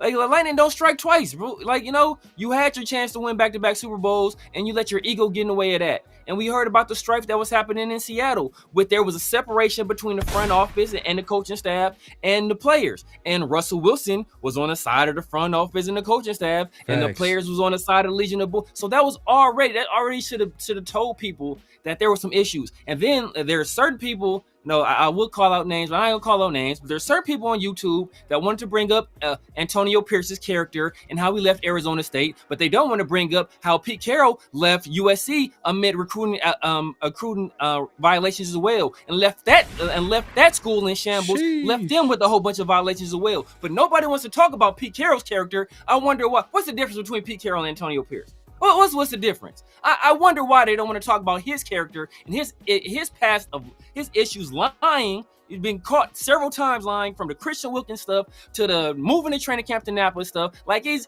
all these things adding up? But nobody wants to say a word about it because this is good old Pete. Like, bro, like, call a spade a spade. Call a spade a spade. Nah, facts, man. You, 100%, bro. We called it out like when Pete got hired, we were laughing. It's like, hey, there's no way they're gonna hire a 75-year-old. There's no way. He's old. You know what I mean? Like, Pete Carroll, respect. Like, we didn't even think it was gonna happen. He got an interview. We didn't even think that it was going to happen because it's never happened before. Like, never in the history of the NFL has there been a coach this old. Like, the last old coach, the last guy that held that title as the oldest coach, was an interim head coach. He was a defensive coordinator in Romeo Crennel. And he retired immediately after the season ended. He retired. And the Raiders are parading Pete Carroll like he's the savior, signing him to a 3-year deal. It's just a lot of, like, you know, but like I was saying earlier, Mint, like, do you think when they hired Pete Carroll, because look, at the end of the day, I know they're not stupid. Like, Tom Brady, everybody in that building, like, people in football, they're not dumb. Like, they think things through, and their actions speak louder than their words. It's not like they went to Pete Carroll's like, you're the coach that we wanted. That would have been that. Then we can get on them. Then we could be like, oh, the Raiders are dumb. Then we'd be like, they went after no, that wasn't their number one option. We knew who they wanted to talk to, and it was Ben Johnson. So what that told us, they want an offensive-minded coach. Like, Tom Brady pulled all the stops to try to get Ben Johnson to interview, which he did technically. And what we found out that, you know, the agent and Ben Johnson told teams not to do, and he did it anyways. Todd Monken, we just heard that it was an interview request, but we didn't hear anything after that, which meant, like, he probably didn't want to embarrass the team by declining. He just probably respectfully was like, hey, probably called him, whatever. His people called his people. And there wasn't any, like, public, declining of interview, but we didn't hear anything after that. Do you think Pete Carroll, obviously the backup option, do you think that they thought, like, you know what, we're going to reevaluate after a year, and if there's someone that comes available, they're going to replace Pete Carroll? Do you think that was their ultimate plan? Do you think that was something they thought about? I think the organization as a whole assumed that, like, okay, we're going to bring in Pete Carroll, and there's no way we're going to have a worse year than we had last year. Like, it's an automatic upgrade. I feel like everyone at the time of the hire, we all like agreed, hey, Pete Carroll's done it before. This should be an upgrade. You know what I mean? But I think the shocking part, the horrifying part for everyone in the organization that was a part of this decision is how terrible it's going. Because Severe's highlighted this before. It's difficult when you marry a coach and a quarterback together. You bring in like a whole regime, you know, and we're going through the worst of it because one of them aren't performing well. And obviously you're not going to be able to evaluate a coach thoroughly 5 games through the season, but the quarterback is showing all of his warts.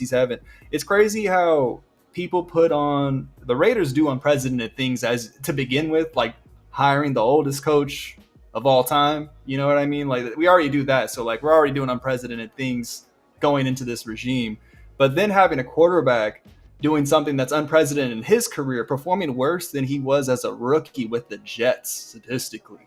That made me sick. Through 5 games, 6 games, like, it's just insane to see him throwing more interceptions than rookie Geno Smith did. And that's just a lot to deal with because we're told that this is going to be a stabilizing regime, right? With Pete Carroll and with the quarterback that's coming in with Geno Smith. He's automatic upgrade, but he might be falling off before our eyes in very Raider-like fashion. You know what I mean? It's like, it's crazy because he's definitely physically still talented. Like, he still has a talented arm. He's able to get it anywhere on the field, really, but the warts that we were seeing in Seattle with him being late on his throws and making up with it with his athleticism, as far as like being able to just sling a ball into like just windows that are falling, you know, like that are sliding up shut.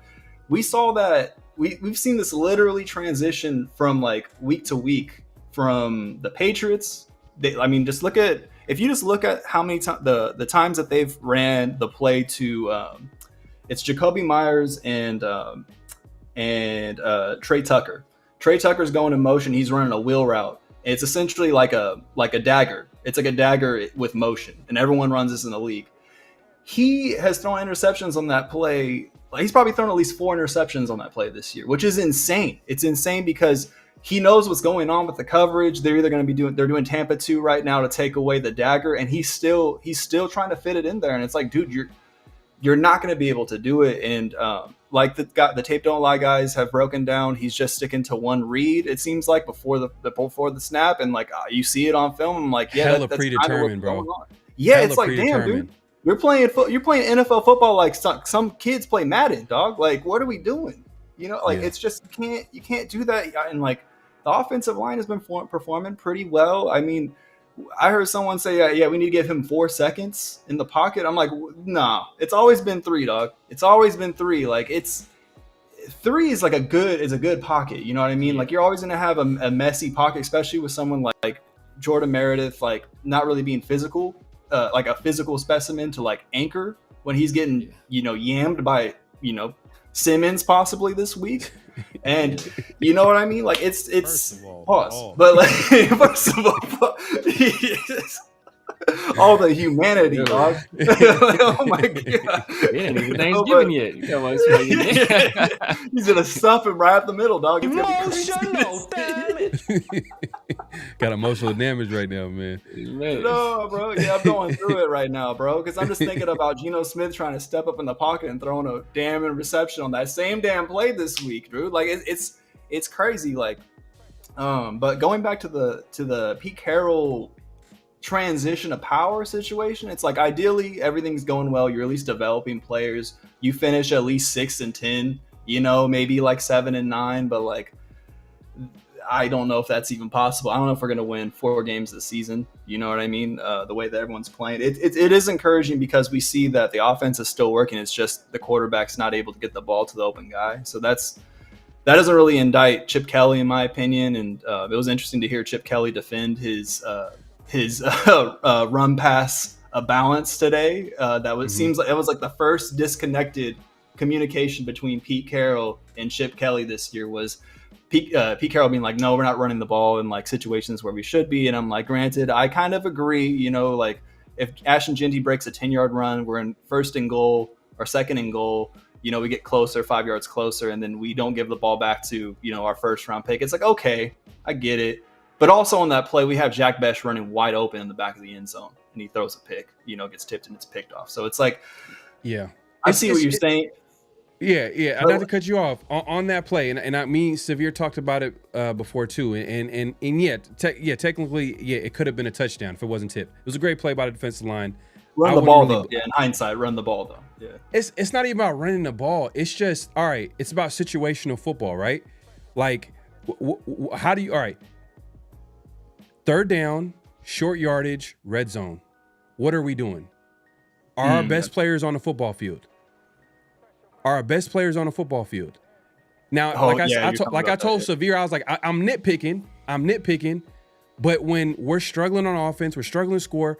Like, there's been moments in the season where we're like, why is Genty not on third down and short? And there were different reasons. Genty, I know Severe, you were saying that his pass protection was questionable, but it was like third down and short, like your 6th overall pick. Like, come on, like, have Genty in the game.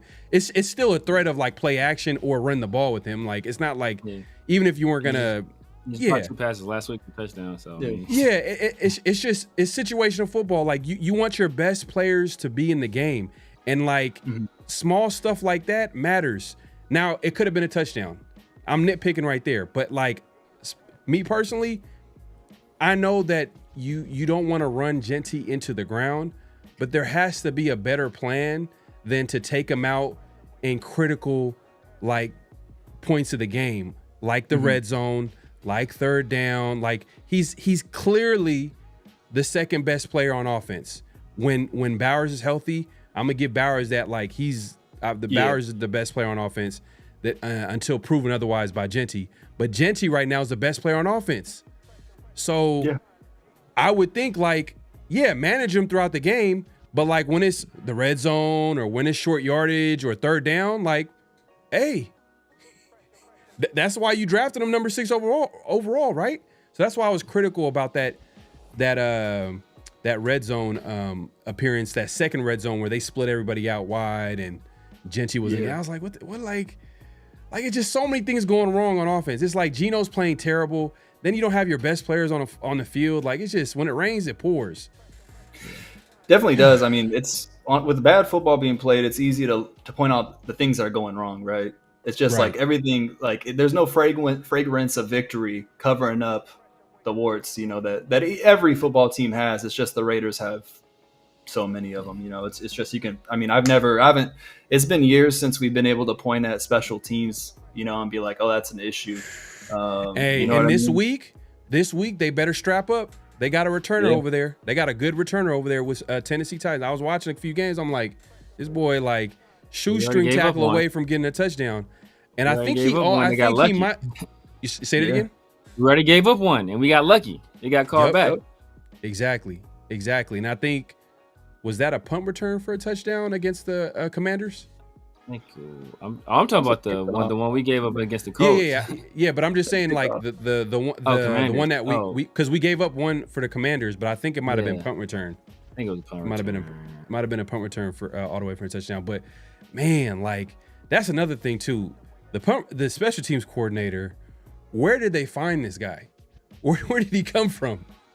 Like, how did we not see this coming? Like, how did we not see this special teams coordinator come from? Because he is, like, I don't care. Like, there's so much excuses. Like, oh, Michael Mayer is out, and he's typically the guy that blocks, like, the blocker, where, because there's been some block kicks, block punt, a punt, a block punt, and a block, obviously, field goal to potentially win the game. And they said that was, like, basically Michael Mayer's role, and they haven't, like, they're struggling. But come on, bro. Like, bro, you can't find somebody else, bro. Come on, dog. It's like, come on, it's the NFL, bro. Like, that's the excuse. Come on. I agree. I agree. And, like, it's like, are you not filing in the details, especially for, like, the person that's replacing someone that is, like, a cornerstone of your special teams unit? You know what I mean? Like, are you really showing him the details in practice? Because, like, it's common sense, dog. Like, when you're on, like, being like a taller kid, in the limited football experience I have, I played into high school, but like, being the taller kid, I was always the guy on the outside on special teams for the kick unit, right? Unless I was either holding or I was doing that. But like, it's just obvious, dog. Like block the guy that's running free on the outside shoulder. You know what I mean? So it's like some of these gaffes are like, damn, dude, like. It's like the clear objective of the setup. Obviously, in the NFL, you have people like Bill Belichick. They're like sickos with special teams. So you might get like an overstacked side and there's no communication. But it's like, if it's the preparation, which I mean, it has to be, right? Like to get the replacement ready to communicate with the tackle or whoever is inside, being like, okay, we're, so it's difficult, but like, it's also difficult to be like, bro, just block the damn guy in front of you, dude. Like, or block the guy to the right of you. But I mean, it's happened back-to-back weeks, and it's dudes that typically don't play special teams. But like, that's a whole reason, like you're saying, Pharaoh, to like focus on it throughout the week. And man, if we get another kick block this week, it's definitely looking like a 3-14 season, bro. Like it's ugly. But it's a sign of a bad team, man. Sign of a bad team. We can't even have an average special teams. Like, I'm not even saying, like, for the last few years, we haven't really got too much from the return game, but it was we were at least solid in coverage. We didn't really give up. I don't think we gave up like a lot of big plays in special teams. Our kicking game, obviously, Carlson has been solid, but Rundown the other day was mentioning like Carlson, he hasn't been really as strong since I would say of a kicker since like that 2021 season. I think that was like his Pro Bowl season. Yeah. Ever since then, he's kind of been inconsistent a little bit. He's been missing. He's not. You don't feel as confident with Carlson like you do like maybe AJ Cole, who's an All-Pro punter who there's a possible chance he might miss this game. I think they brought in a kicker this week. They're going to reevaluate it on Friday. But yeah, this is a game where like technically it's a winnable game for the Raiders, but they're not a good football team as well. But there's matchups, and the matchups here favor Ashton Genty. Like I mentioned earlier, they're 31st in rush defense. They're allowed to find 5 yards a carry. They're just and on defense, like they're not really getting after the quarterback. So this offensive line could actually continue the streak, because I'm not gonna lie, the last couple weeks, O-line hasn't been terrible at all. Like it's night and day from when it was with the Commanders. The Commanders, it was like, oh my, like what is going on? Like, well, how are they gonna fix this?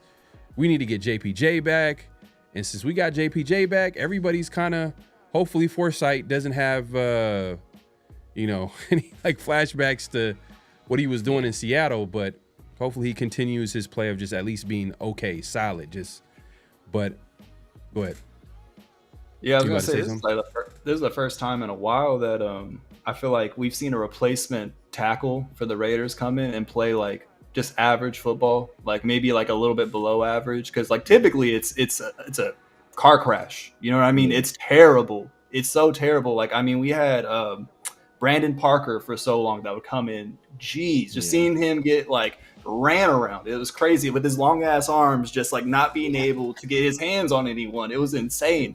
And then after that, I mean, we had so many guys, so it's nice to see the sixth man off the bench, so to speak, be able to come in and not be noticed too much. Besides that last drive where obviously it's a throwing situation. You're down 37 points or whatever it was at that time. It's like, come on now.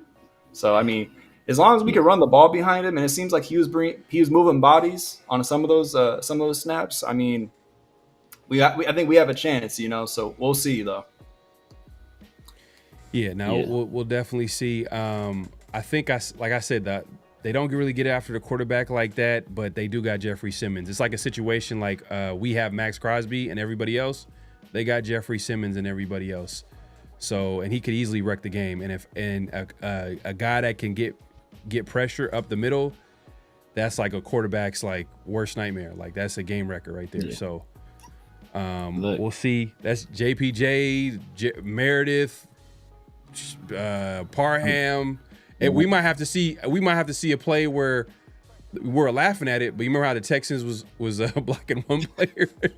That was Jeffrey Simmons. Oh yeah, that was Jeffrey Simmons. That was Jeffrey Simmons that got up the middle, I want to say. That was against the Titans? That was against the one Titans? that was that super quick pressure where he got right up the middle. Oh no. But I thought like he wasn't the guy that they were. Remember they were blocking one guy? Oh, no, everybody was blocking one guy. Oh, yeah. Oh, that's even worse. Like, how you left Jeffrey Simmons? Oh, man, that's wild, bro. That's a whole different conversation. Hey, but I got to shout you out, man. Hank Schrader. Hey, man, if you know, you know, man. Breaking Bad, that's a dope name. Yeah. He said Penix will be lucky to be in the league 3 years from now. God, whoa. God, Schrader, I just gave you a... Hank, what are you talking Schrader about? is he smoking that whatever Walt White what's that? He's smoking that, bro. Penix just had a game where he threw for 300 yards and had a 91 QBR. He's like, what? Like, people should be saying stuff, bro. People should be saying stuff. You say stuff, man. Will he be like an all-pro player? Probably not. But Penix for sure, he ain't going nowhere, bro. And he's getting better each and every week. Also, you got to take into account, because I think this is all about comparing him to Bowers, Penix and Bowers. Like, you got to understand the quarterback position, the value of the quarterback position, like a good quarterback. Would you rather have a good quarterback or a great tight end? And you didn't have either. You would have a good quarterback. I'd trade like the Raiders would trade Brock Bowers for Jackson Dart right now.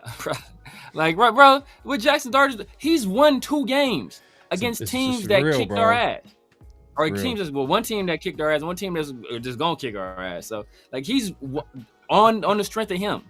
Like the impact is different. Brock Bowers can be the best tight end in the league, but that cap on his impact on the game it's we see it right now. He can be running wide open all damn day long, but if you ain't got a quarterback to deliver him the ball, then it don't matter.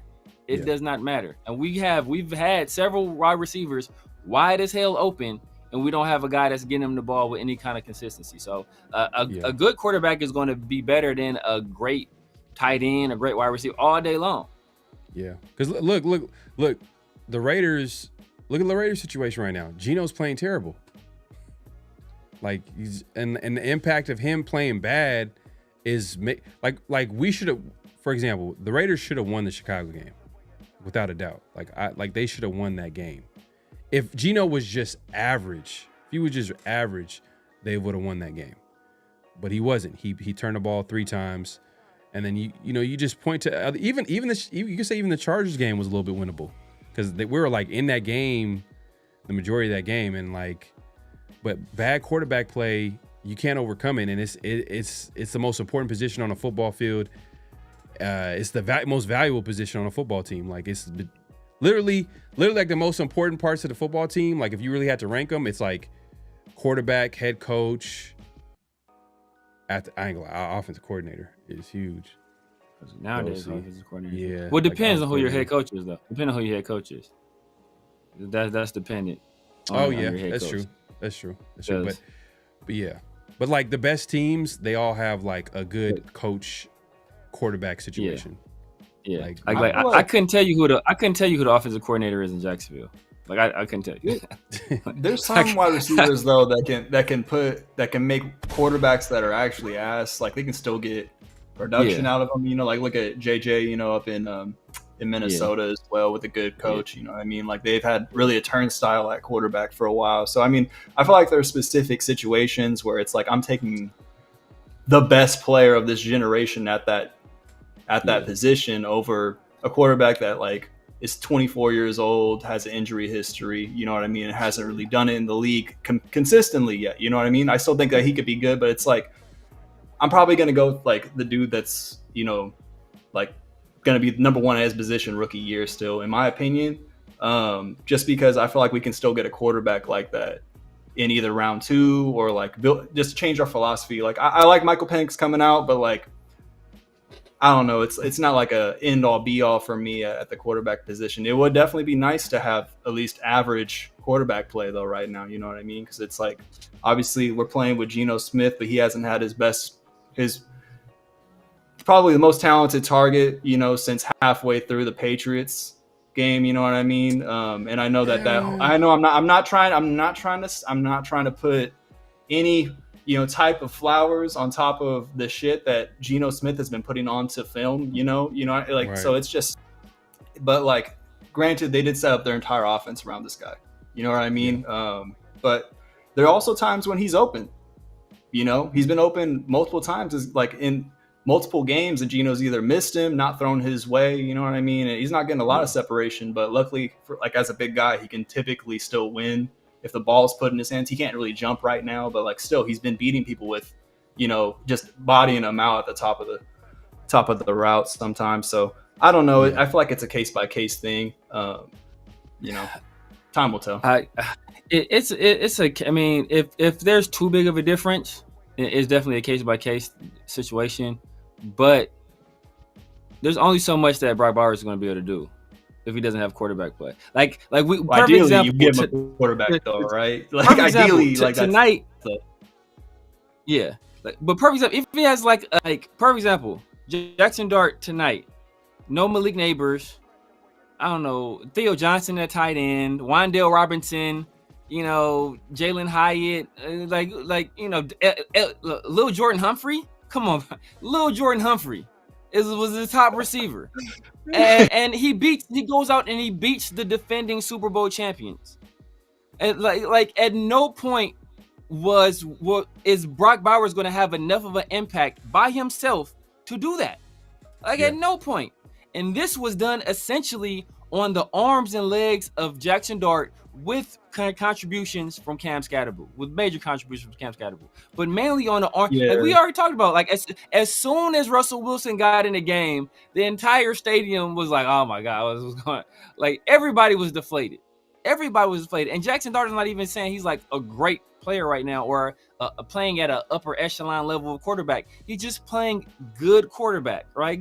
It's like above average. Like the game Michael Penix put on last week against the Commanders was way better than the game that Jackson Dart had today, and both guys won. So it's like I said, it's a quarterback, their impact on the game. Jaden Daniels took the Commanders with Noah Brown and Zacchaeus and obviously have Terry McLaurin too. He took that team to the NFC Championship game. We couldn't win with Brock Bowers and Devontae Adams and Aiden O'Connell or Gardner Minshew. If we're being real with ourselves, though, if we look at both those situations, Falcons have built through the draft for years.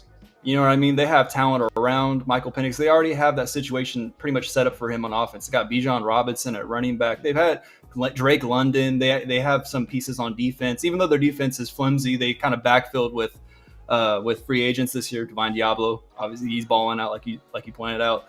But if you look at even what was the other situation that you're talking about? Oh yeah, the Giants. They have three tier 1 edge rushers on their team. You know what I mean? They have built out that defense in a really great, impressive way. Thibodeau has turned the corner. I thought he was going to be too stiff at defensive end. He kind of looked too stiff for the NFL, but he's kind of overcame that.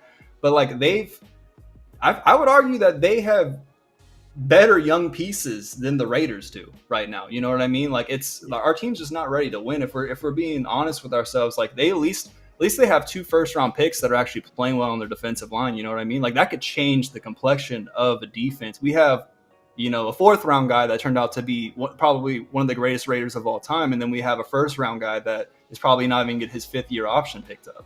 So it's probably. Not even probably. Yeah. Well, that's a good point, and that goes to my original point about how the Raiders didn't really have a lot of options. A lot of people like to point who's the options outside of Pete Carroll? That's the point. They didn't have a lot of options because they don't have a quarterback. When you don't have a quarterback, everything else goes into a microscope. Okay, let's look at the defense. Look at the talent. I'm just gonna have to pass. Ben Johnson. He's kind of starting this wave where all some of these hot, these coordinators where they're getting all this attention. They're weighing their options because they know what it is.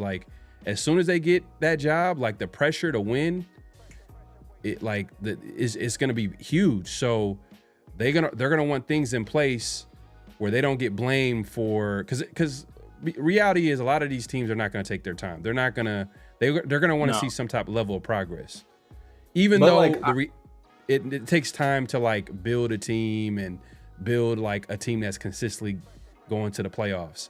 And I agree. It's shout out to my guy DJ.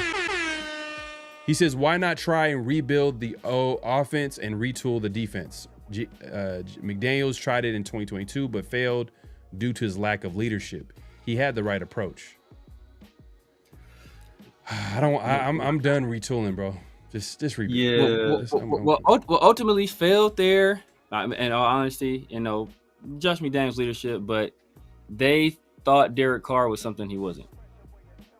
Yeah. And then that's the same mistake that the Saints ended up making as well. They thought Derek Carr was something he wasn't. But it took him out. It took him out of the offense that he was excelling with. You know what I mean? Like they made him learn a whole new system, and like you're saying, they made him hang in the pocket. Which I mean, we can all admit, like he's not the best at to throw those deep in routes. And like they eliminated him after a while. People were just sitting on those things, and it's just Sorry, go ahead. I didn't mean to comment on your point. No, I'm just saying but it's the same mistake that the Saints made. The Saints like, oh man, we got all these weapons. We got Alvin Kamara, Chris Olave, Rashid Shaheed, Taysom Hill. We're in the NFC South, the weakest division in all the football, and we just get this guy franchise quarterback for nothing. We ain't got to trade for him. We just got to give him a contract.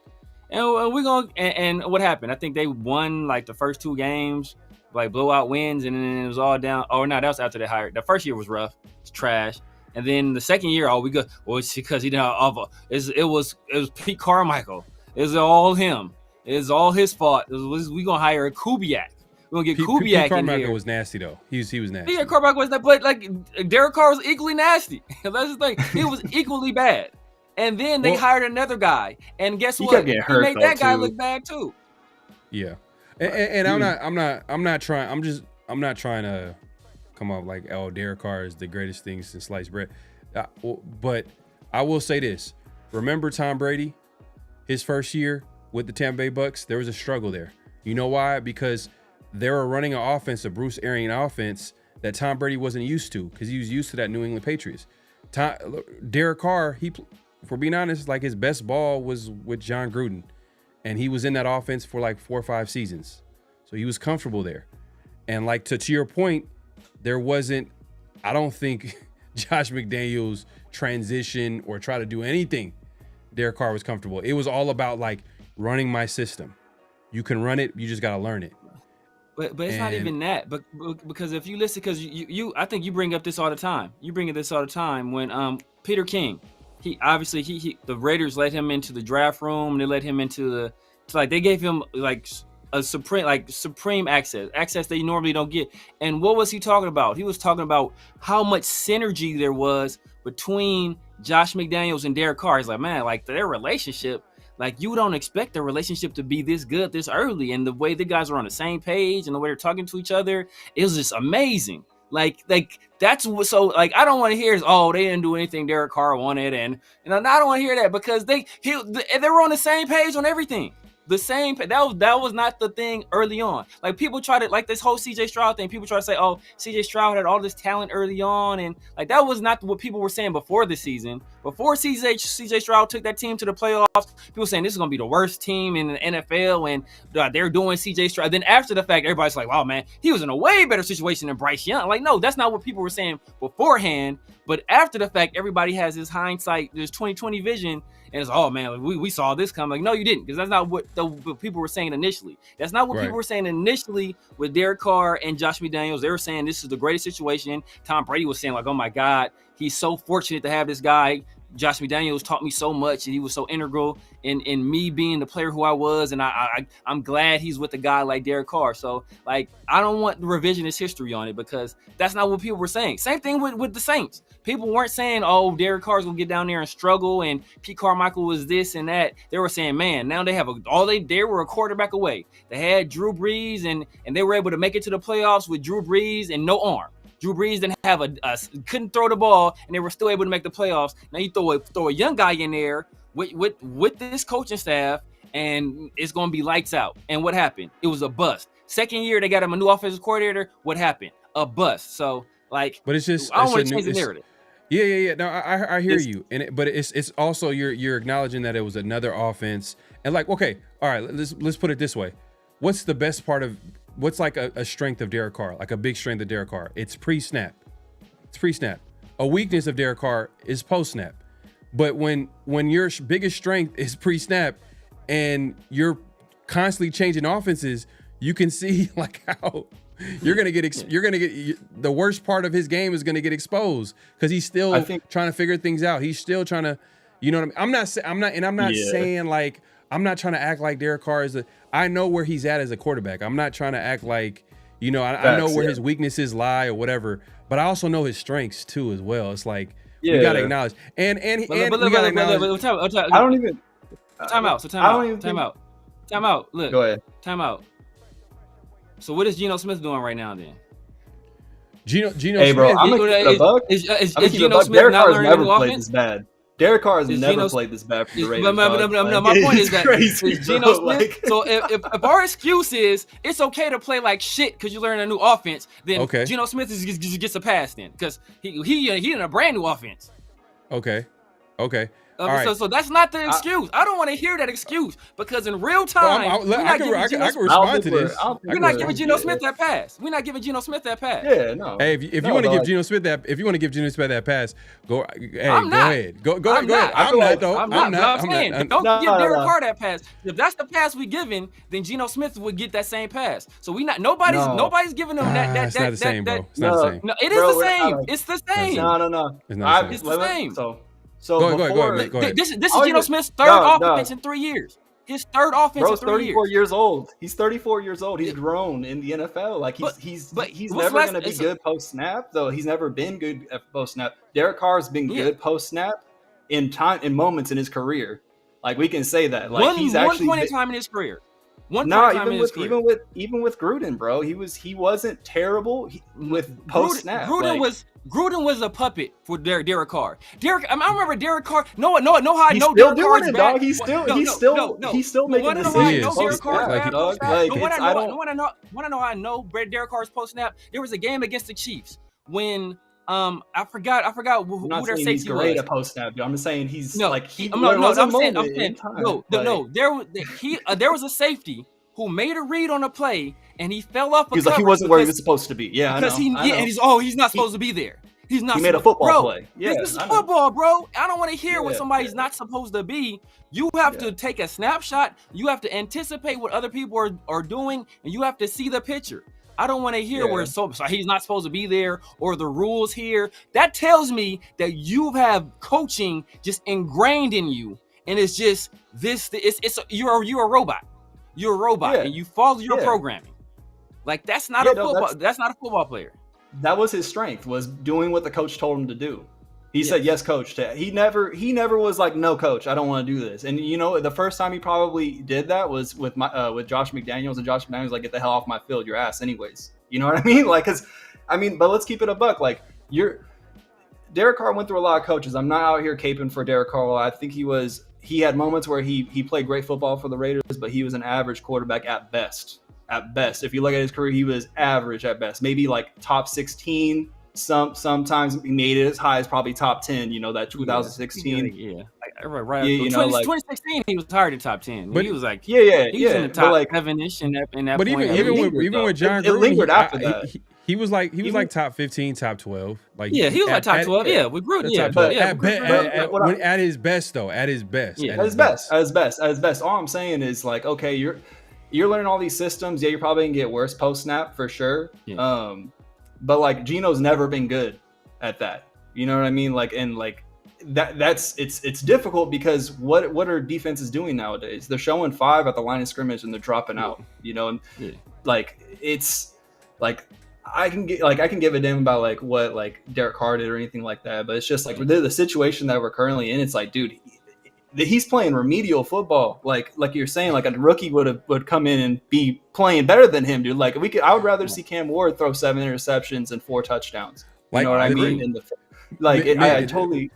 That's why I don't want. That's why I didn't want Pete Carroll, because I would rather have signed. I would rather have tried. Like, but first of all, people keep saying, "Oh, who else was going to coach the team?"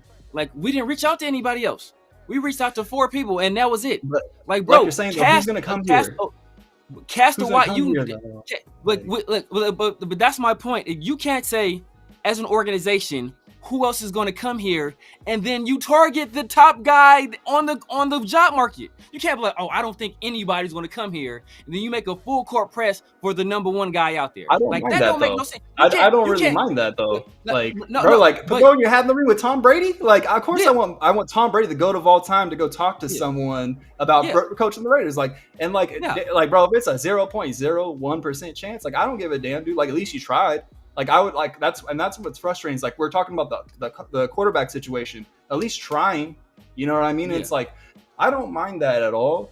It's just like you're saying, like, Pete Carroll, what's the end game, right? 3 years, hopefully 2 years of success. You know what I mean? But like, now it's like we're looking to the trenches. Like, ideally, perfect scenario. You know, we're winning a couple games. You know, like, we're competitive next year. We're looking like we're 7-9 this year, or 7-10 this year, but we're gonna be competitive next year. Okay, now we start looking at Chip Kelly's success in the offense. Okay, maybe he could be someone that's in the wing, but now it's like you're saying, it's like we don't have confidence in anyone, and we're not confident that Chip Kelly's gonna want to be a part of this after next year, because he sees, the duck, the lone or like the sitting duck about to be fired next year, but I don't, or maybe even retire, like you're saying too. So, but like, I just don't think that with the roster, with where we're drafting, it just wasn't going to be an attractive spot for anyone but a Pete Carroll, who's like probably just selling his desperate shit. You know what I mean? He's just like, let me coach football. Like, I could win right now with anyone on the roster. Bill Belichick was coaching at North Carolina. He wanted to coach in the NFL. He's coaching at North Carolina, and from what we're hearing, it's not going to. He's old. That's because he's old, and because teams were smart enough not to hire him. He's younger than Chip. He's younger than Carroll. but that's the thing that everybody was saying they do. Everybody was saying they don't want Bill Belichick because he's old. That's what everybody was saying. Oh, we don't want Bill Belichick. He's old and washed up. But then you like everybody. Oh, Pete Carroll. Like, but my point is that you can't be like, man, all these girls in the club, they out of my league. Like, I can't. All these girls out of my league. But then you go try to holler at the baddest. You spend all night trying to holler at the baddest one, and then you be, oh well, shit, she didn't want me. I ain't gonna try. No, like, bro, cast a wide net. Yeah. At least try to get at a few. Or you can't say, oh, I'm gonna go after the baddest one, and then nobody else nobody wants me now. Like, no, bro. Like, go after Wes Phillips. Go after some of these offensive coordinators, these QB coaches. At least bring them in for an interview and see. Sometimes you do stuff like that, and you end up with a guy that was a 1-year defensive coordinator with the Vikings and Mike Tomlin. Sometimes you end up with a guy like that. Go talk to a guy like Brian Flores. Talk to Wes Phillips, who was who's the OC under Kevin O'Connell in Minnesota. Maybe he'll tell you, like, know what? Sam Darnold's a free agent. I seen him work in this system. I can make that work. I can make that work with Sam Darnold. Maybe you do that. And then at least there is a possibility that you have some potential there to be gained. With Pete Carroll, you don't teach an old dog new tricks. And this old dog low-key need to be put to sleep. He got arthritis in both legs. Like, literally the team that he put back on the map, he took to 2 Super Bowls, who he made relevant again, who he has one of the best teams of all time, one of the best defenses of all time. Like, that team essentially put him in a home. They essentially shuffled Grandpa off to a home. They put him in a corner office and, like, here, you go shuffle these papers for us, and here's a paperweight and a stapler, and you do your thing over there. Like, they basically shunned him and hired a new guy, and they've been better since they did it. We saw that and was like, know what? Well, we should bring that guy again. Like, for what reason? Because there was literally like almost no potential unless you were planning to win now. And now all of a sudden it went from winning now when I win 10 games for 25 years to, oh, it's gonna take some time. Like, bro, you the last person that got some time. Like, your time is ticking. You know that how was I crazy. know. You know how I know. You know how I know this crazy. Look, and another reason why I felt like they really like they thought this through with Pete Carroll, as much as we'd be like, wow, what the hell? Why did they make that out? Because he wasn't the first option. But look at Spytek and his moves. His moves, he didn't want to lock in anything with Pete Carroll. He didn't want to lock in. No, the only contract that he really locked in was a Colton Miller, left tackle. Max. Yeah. And Max. And those guys are like no brainers, like pass rusher, and like like he probably did his due diligence on Cole Miller, solid left tackle. And it was a contract that was not too bad. It wasn't like breaking the bank. And then even Geno Smith's contract, they literally can get out of this deal easily. Like it's not a back-breaking deal. It's not one of them deals where we look at like, damn, they paid Jimmy G all that money, or damn, we paid this guy all this money. They're locked in for that. No, it's not one of them types of deals. It's literally like a 1 to 2 year deal after this. So I think after this season, like if they want to go separate ways with Geno Smith, there'll be an $18 million cap hit next year. Yeah, and that's for a quarterback, and you're not paying a quarterback. That's not bad. Like if you, especially for Broncos did like what 40? What was the Broncos like 35, 40 something crazy like that? Yeah, it was bro. 40 for 2 seasons they were paying picking up the tab for Russell Wilson at least. That's wild. So that's to tell you everything. No, it could be worse. Like they thought this through. And then let's say for whatever reason, like Geno salvaged the season and plays okay. Then he comes back next season, plays it out. They still draft a quarterback. You have a veteran on the field, and once Geno starts messing up, you put the young guy, or if the young guy wins it outright in training camp, Geno's essentially going to be there for 1 season, and he's going to be let go, and they're not going to owe him a dime. So like a lot of the contract, like it's like Spytek is like playing chess right now, while everybody else is thinking like he like the Raiders are playing checkers with Pete Carroll. But he's also like, I'm not trying to lock in anything with a Pete Carroll, who I know is not going to be here possibly past this year.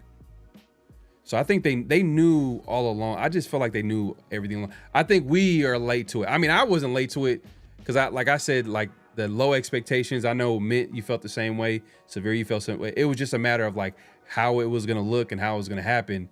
And it's ugly, straight up. But man, we appreciate everybody pulling up. Make sure to clock in, hit that like button, hit that subscribe button, hit that notification bell. Man, let's get into man, we've been on this for a little bit. Let's get into the NFL picks. So man out here cooking this, man. Oh man, I don't know about last week though. Actually, I'm just gonna start off by your boy was 8-5 last week. You know what I mean? All right, he's just consistent. He's just super consistent. That's Severe 7-6 last weekend. 7-6, okay, respectable. Above 500. My Mint had his first, 6, 6, 7, man. You know what I mean? Look, hey, I'll take it though. I'll take it. But I think this probably was your roughest weekend so far. I mean, you're like in the lead right now still, but let me get the total. What's crazy? What's crazy is my 2 upsets won though, or 2 of my upsets won. So it's like there were some like favored folks that had like it was just wild. It was wild. It's crazy because I picked for someone else that I knew that week too. I was like, damn. So it made me look all bad. I was like, damn, don't take advice from me ever again, bro. If you hear me saying something, just walk the other way, man. Yeah, you've been cooking too. That's like the 1 week you figure somebody else. That's when you. I gotta keep the magic for myself, I guess. I don't know. I guess, man. So this is the total record NFL pick so far. Me and Severe are tied up 40. Man, me and Severe, we going at it, man. It's like exactly, man. It's a shootout with me and Severe, but obviously Mint got he has the lead. Second place. Man, 41-31 in that one tie, and obviously Mint, he's ahead right now, 47-25-1. So he still got the lead. Let's get back to it. Let's get to NFL picks.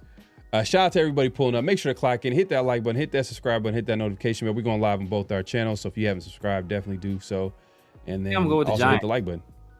You said it again. So I think I'm gonna go with the Giants. I just got a feeling. I got a feeling about those Giants. No, for real. Give me just a second. I'm gonna set it up real quick.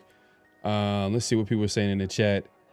Because I know like we've been going in on Pete Carroll, Justin Adize. Didn't the Raiders interview Steve Spagnuolo? Oh, they did. They actually did. They did. But that was one of them like no one believed. If they did that, I ain't gonna lie, I would have been mad. I'd have been pissed off. That'd been weird, yeah. But you know what? You can't be worse than Pete Carroll, bro. It's not worse than Pete because he's actually. It's true. Yeah. It's true. It's true. You cannot It's be true. worse than Pete Carroll, bro. Pete Carroll living off reputation, bro. It's just the first time he was a head coach was so bad, you know what I mean? And it going from like Josh McDaniels to another one of those situations is just that was Giants. Was it Giants? Nah, who was he with I think it was the first time? I think it was with the Giants, right? It was in the NFC for sure, right? Got the date. Okay, bad. appreciate it. I'm crying. Okay, cool. Appreciate it, Super. I'm crying. All right. Let me set this up here. Man, we got the chat. I'm trying to catch up with the chat. Y'all going crazy here. Let's see here. House Junkie says, if the Raiders do not draft a solid quarterback in the first round next year, their chance of winning more than 4 games are extremely slim. Anything less would be considered disappointing. Bro. I mean, hey, you know what?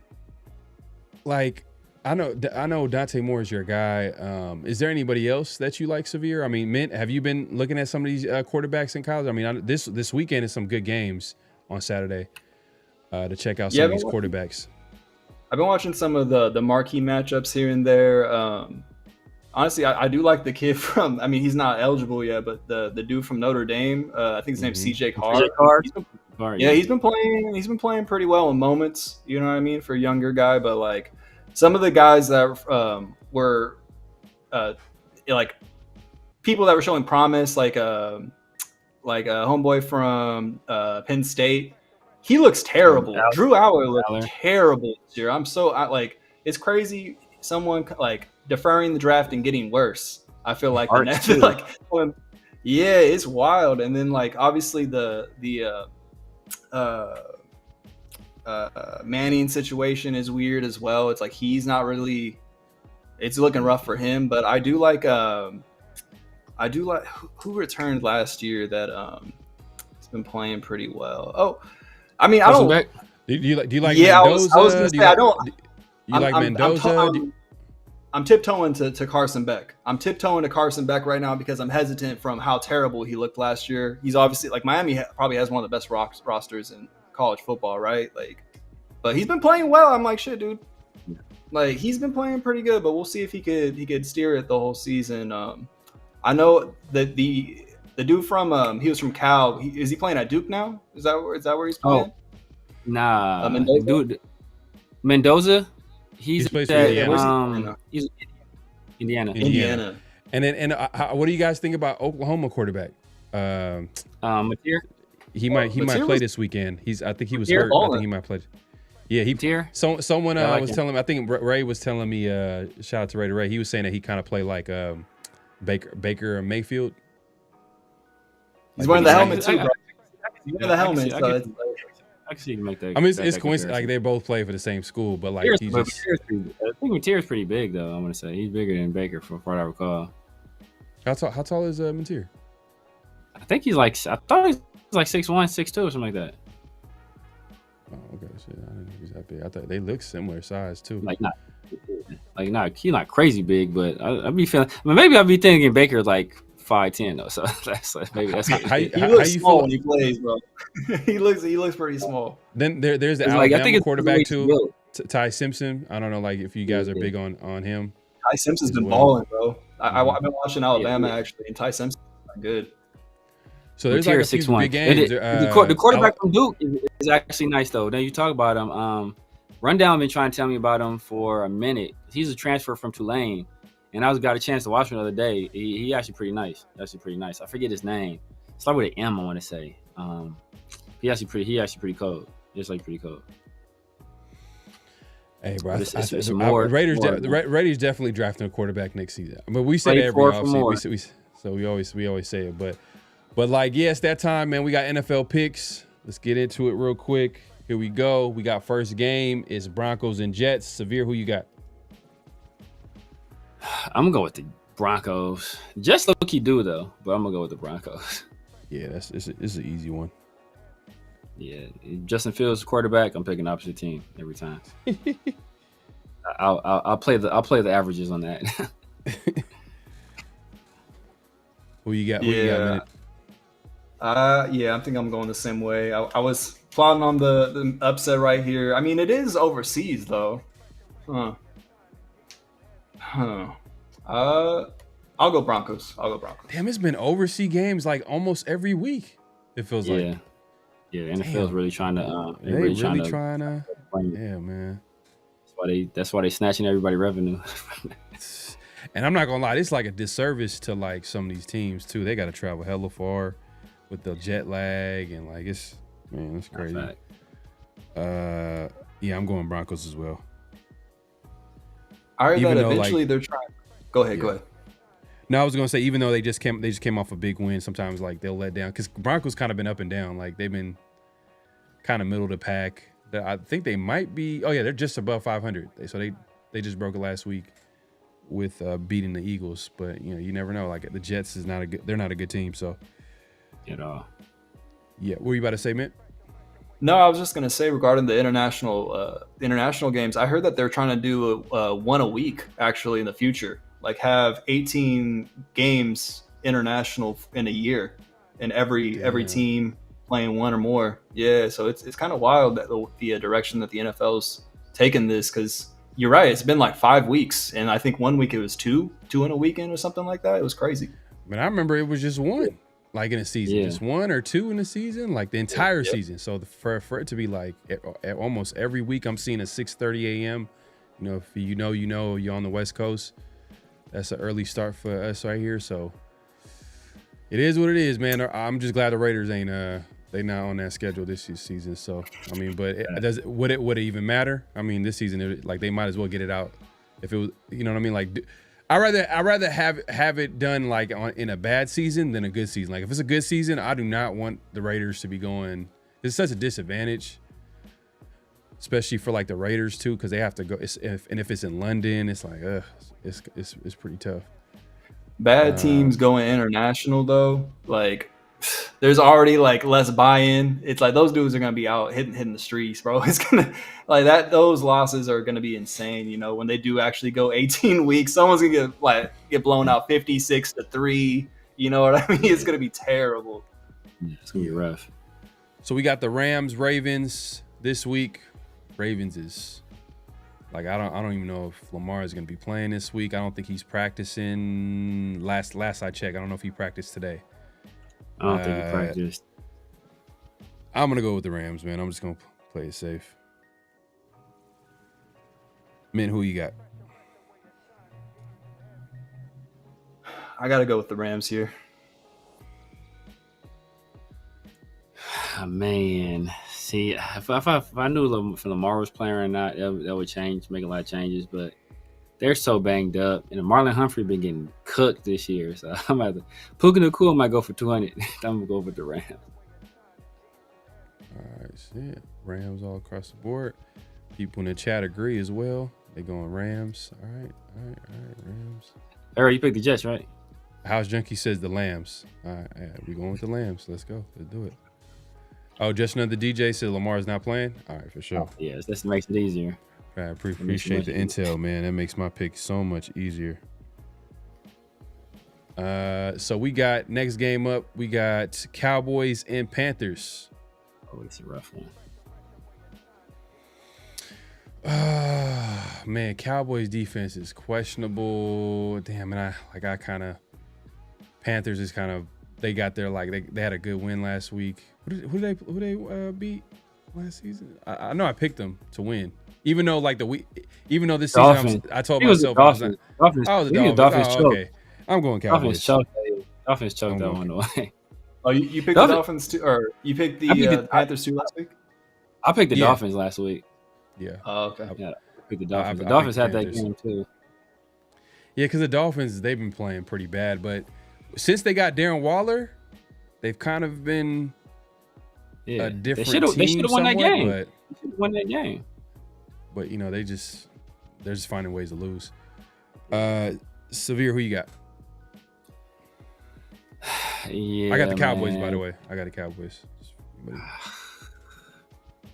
They really get. I mean, Ted Rowe's been cooking. Chuba Hubbard had a hell of a game. Oh, know what? Nah, never Chuba Hubbard. Rico Dowdle. For the Panthers? And I think did he play for the Cowboys? Did he play for the Cowboys? The Cowboys last year. He played for the Cowboys last year. So this might be a get back game. Oh, and it's it's in North Carolina. Damn, but yo, I know I like them type of situations too. I do too, but Dak Prescott, he's playing like not MVP level football, but just under MVP level football. I'm gonna go with the Cowboys, even though their defense trash. All right, Minty, who you got? Oh man, I picked the Panthers like yourself last week, and got the dub. After I said I was gonna pick them too, I was like, man, I'm done picking the Panthers because they two times this year I like picked them and they lost, so it's crazy. Yeah, I was in that with you. I think I picked them when they played the Falcons and they got blown. Or no, I picked them the week after they played the Falcons or something like that, and they got blown out. But I like that they're playing at home. I'm looking at this offense picking up steam. I think they're trying to build at home. Will this be their first or second home win? I'm not too sure, but yeah, I'm going Carolina. I'm gonna go Carolina. Okay, I ain't mad at it. I'm not mad at that either. I like the Rico Dotto's side story, man. He's I don't know. It just seemed like a little get back game for some reason. People in the chat like cowgirls. Okay, I got you. House junkies, cowgirls. Okay. Dak been fired lately in fantasy. I bet. Dak been getting off, bro. SoCal says cowgirls. Greg says either Dak do good or Javonte Williams will run crazy. Javonte Williams kind of having like a career research. Well, not a career resurgence, but he's playing well with the Cowboys. It's change of scenery, bro. That should really be helping out a lot of players. Derek Brown is Derek Brown hurt? Derek Brown D tackle for the Panthers. Yeah, for the Panthers. I don't know if he hurt, but they probably gonna shut down the run. If he there, they gonna shut down the run, but it won't matter. Yeah, Derek Brown's playing. He's healthy. Okay. Yeah. I don't know if I can trust Young yet. Yeah. I don't blame him. Man. Yeah, quarterback. But yeah, we went Cowboys, and then Minton went Panthers. Next game up, we got Cardinals, Colts. Cardinals lost like a really they had a terrible loss against the team that we're playing this week. In the I'm tripping right now. Yeah, the Titans and the Colts. They're on like a tear right now, and it's like. Usually I like picking teams coming off like a blowout loss just because like I feel like they're gonna play better depending on what the matchup is, obviously. But it's just I think Kyle Murray, he's not practicing. I think he got a concussion. Yeah, it's a weird play too, like off a snap too. I think he got hit in the head at the snap. Yeah, it's hella goofy. And the commentator was laughing too. You could tell like he was laughing when it hit him there. He's like, oh my god, like he was just laughing at the dude. It was cold blooded. He ended up being hurt. I got the Cardinals. Oh no, not Cardinals. I'm Colts. Mintis started it off, bro. You started this off, man. You start picking the Colts right off the bat, man. Hey, man. It's funny. The 1 week I didn't pick them, they lost too. So I was like, okay, I feel like I'm aligned with them a little bit. I know what's going to happen next with these guys. But yeah, no, I think I'm going to go Colts here. They're playing at home. They just blew out the Raiders. You know what I mean? Every game they've been really competitive. They should have won the game that they lost too. So I don't know. I just don't think they're slowing down. Yeah, that was a Rams game, right? Yeah. I'm gonna go with the coach too. I mean, the Cardinals are in turmoil. They coach out there putting his hands on people, and apparently the coach just added a really, really good linebacker too. So could help them out a lot. Man, that'd be wild if he like had like the best game of his career too, like 15 tackles, a sack, interception. Yeah. Man, like hit of the week, just smacking players, like, and he just doing the Ray Lewis dance in the end zone. Like, damn, like that would make me shed a tear for sure. Here we go, man. So next game up, we got Seahawks, Jaguars. So Jaguars, they also have been a surprise team too as well. And that was your upset pick too, last week against the Chiefs. The Chiefs just they do not look like the same team. I mean, maybe they need to get Rice back. He's their like probably new number one option because Kelsey ain't the same player like he used to be, and like Worthy is just more of a speed guy. He's not like he ain't Tyreek Hill. Rice is kind of like their number one option. I think they get him back soon. I think they get him back. Oh, they get him back during the Raider game. That's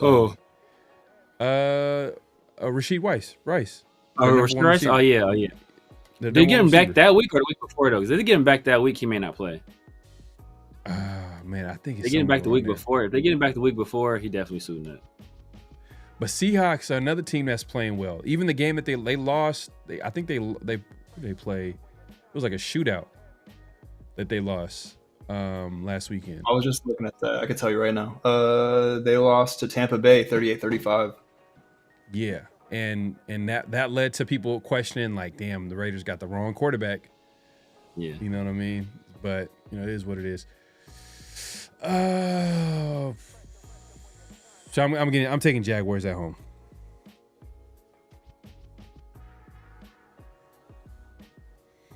Who you got, Severe? Oh, you gonna go on me? You gonna throw a curveball in there? All right. Know what? I've been changing it up. I don't know if y'all been noticing. Yeah, I've been like, because Mitt was midway picking. See, I don't want to change Mitt's pick. That's my thing. I don't want to change his pick, but all right. The Jaguars, they're coming off a big win against the Chiefs. I think it was Monday night as well. So it's kind of a short week, short turnaround. I'm sure emotions are high right now.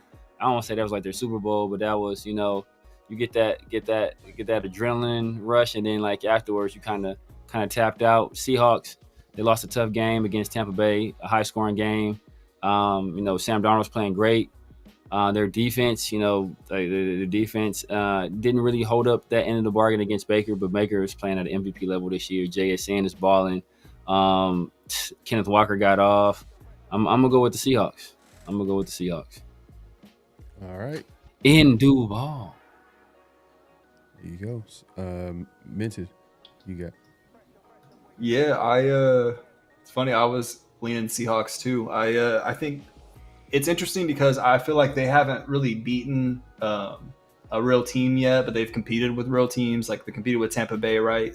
They lost to San Francisco as well, but I don't know. Sam Darnold has just really, really made a lot of people look like idiots over. Everyone was saying stuff about him in the offseason. I was one of those guys too, but he's just been playing. He's been doing what he needs to do to win. You know what I mean? I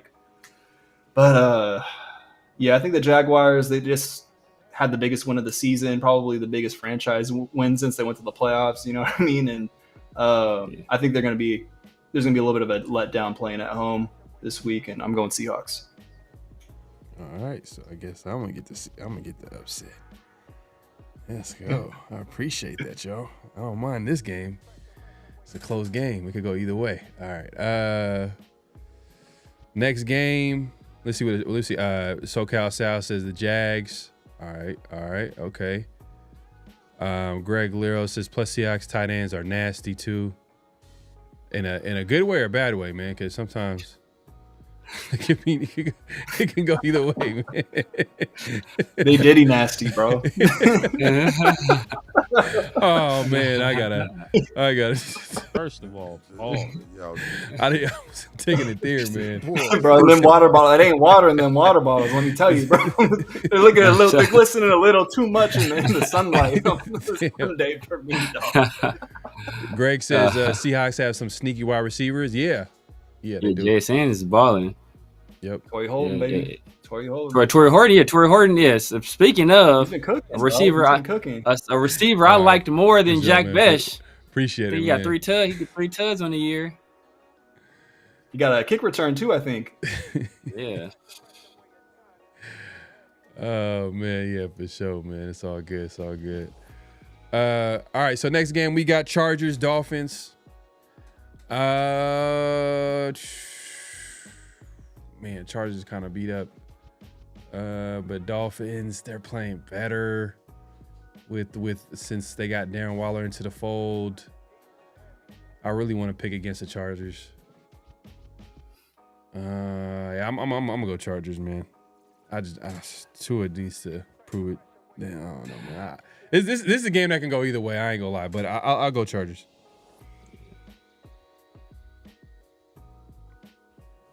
You may go first right here, Severe. Or? Let me think about it. Vince, go ahead. Go ahead, man. He could take it, bro.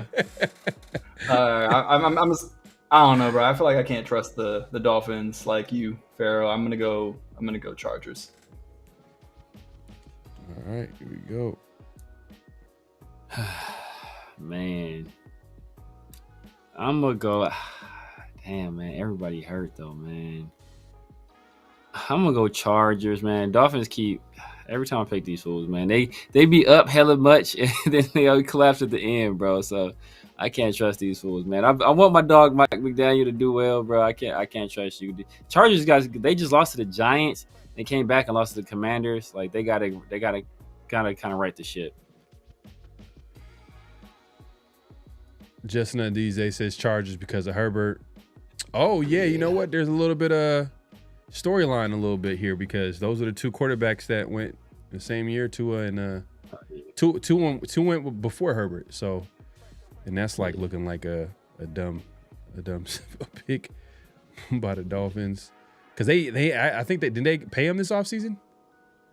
Tua, I think so. Yeah, that's ugly. That's ugly.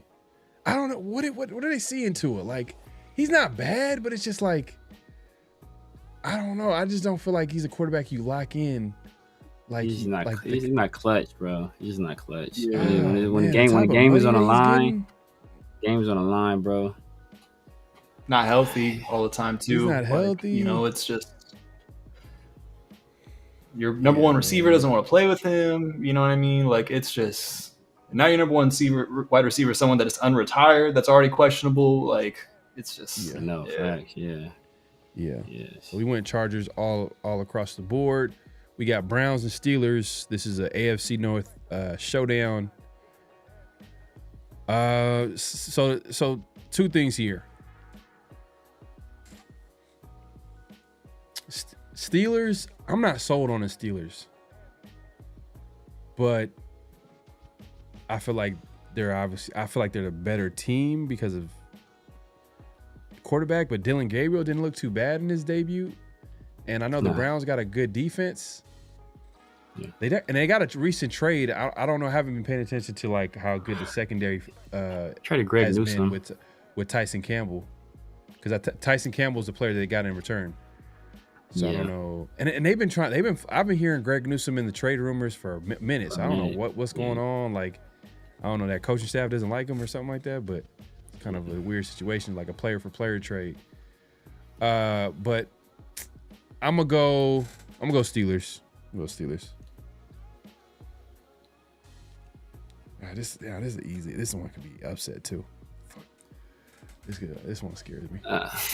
I guess I'll roll this time. I'm gonna go with Steelers as well. I mean, I really don't trust Dylan Gabriel. I think he had a solid game last week, but I think now it's a little bit more tape out there on him.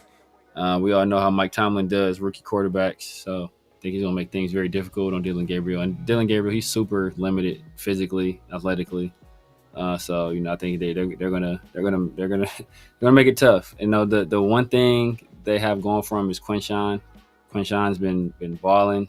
So if they can get the run game going, maybe they'll pull it out. Just run game and defense. But I just trust the Steelers more. Browns always play the Steelers tough. That's why I always like. It's these games, the AFC North matchups, any divisional matchups, always like. There's always those games where you be like, like Cardinals and 49ers. It's always like a game that can go either way. Seahawks, 49ers, like that's NFC West. Obviously, we just seen a divisional game today with the Eagles and Giants. No one, a lot of people pick the Eagles, right? But the Browns and Steelers is a game that like it can go either way. Like Browns always play the Steelers tough. Steelers obviously are gonna play the Browns tough. It can go either way, and like man. I gotta stick with my pick. I got Steelers. I mean, Mint, who do you got? Yeah, man, it's a difficult pick this week because like you're saying, Severe, like they finally have some tape on Gabriel too. I don't think he's really the type of guy to take over physically, like you were saying as well. So but they can run the ball. They have a really good defense. I'm gonna go Browns. I'm mad at it, man. I'm mad at it. You took the carrot. It's all good, dog. I was looking at some of these stats. I'm not gonna lie. I was pulling up. I'm like, okay, let me see this run defense of Pittsburgh real quick. And I'm like, okay, I kind of like what I'm seeing. I'm not gonna lie. Yeah, no, Browns got good defense and they got a run game. It's just like, it's like the Steelers. I don't know why. They're not as strong as team as I thought they were gonna be. But that's what it is. Probably the biggest 3-1 fraud this year, right? Like the team that's a 3-1 fraud. Like that's probably yeah. Let's see what the chat's talking about. I'd rather be a 3-1 fraud than a 1-4 fraud. Kyle Jenkins says Steelers to cover. Well, we're not doing the spread. We're just doing straight up. We're doing straight up. Yeah, straight up. SoCal says the Squealers. Okay. All right. Greg says Dylan Gabriel looks good, but Steelers been lucking out. Okay. All right, bro. Yeah.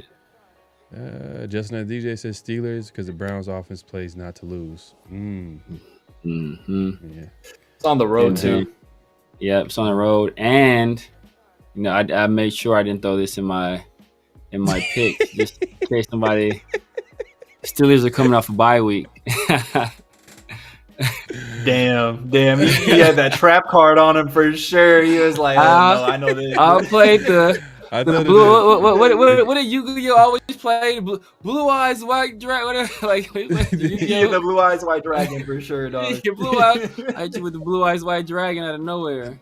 Nah, I think I got him with the Browns. The Browns and Steelers always play each other tough, you know what I mean? And then he started looking up the stats. He's like, there's some collusion going on behind the scenes, dog. There's some collusion going on, Chad. Peep this. It's mind games going on, man. It's mind games. Me and Samir was doing this all last season. We're doing all this all last season. Yeah, I just didn't say nothing about the bye week, man. I thought you had all the information. You got the information at your fingertips. No. Facts. I feel bad already. Like that was the deepest I've looked into one of these picks. Typically, I'm just looking at who's injured and who's not, like real quick. Yeah.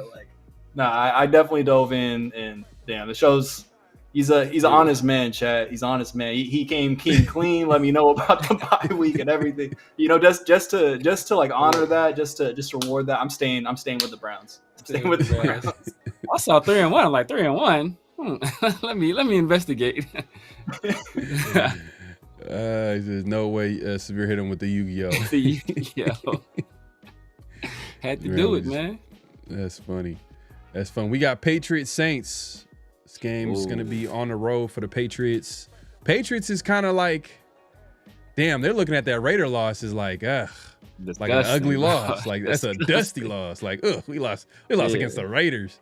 Week 1, you know what I mean? Because they've been pretty 4-1 right. They be 4-1 right now, bro. Exactly. And they had a really good win last weekend against the Bills. Yeah, so that was like the upset. No one was seen that coming. No. But going back to what I said, divisional games, the Patriots always play the Bills. Like they played the Bills tough. The Jets, like divisional games are always can go either way. But this is not a divisional game. It's Patriots and Saints. Oh man, see, I haven't watched a lot of Saints, but you've been hyping up old boy Spencer Rattler a little bit. Yeah. And I really don't trust the Patriots like 100%. I know Drake May is kind of somewhat balling a little bit, playing well. I seen something like the dimes he was throwing to old boy Stephon Diggs. Yep. Oh man. You know what? I'm gonna go Saints here. Damn.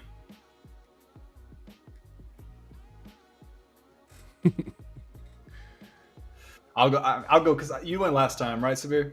Or I think you went last time. Yeah, you went last time. Sure. I'll go this time. It's only fair. I feel like it's only fair to switch it up. Yeah, we'll switch it up. Yes. Damn.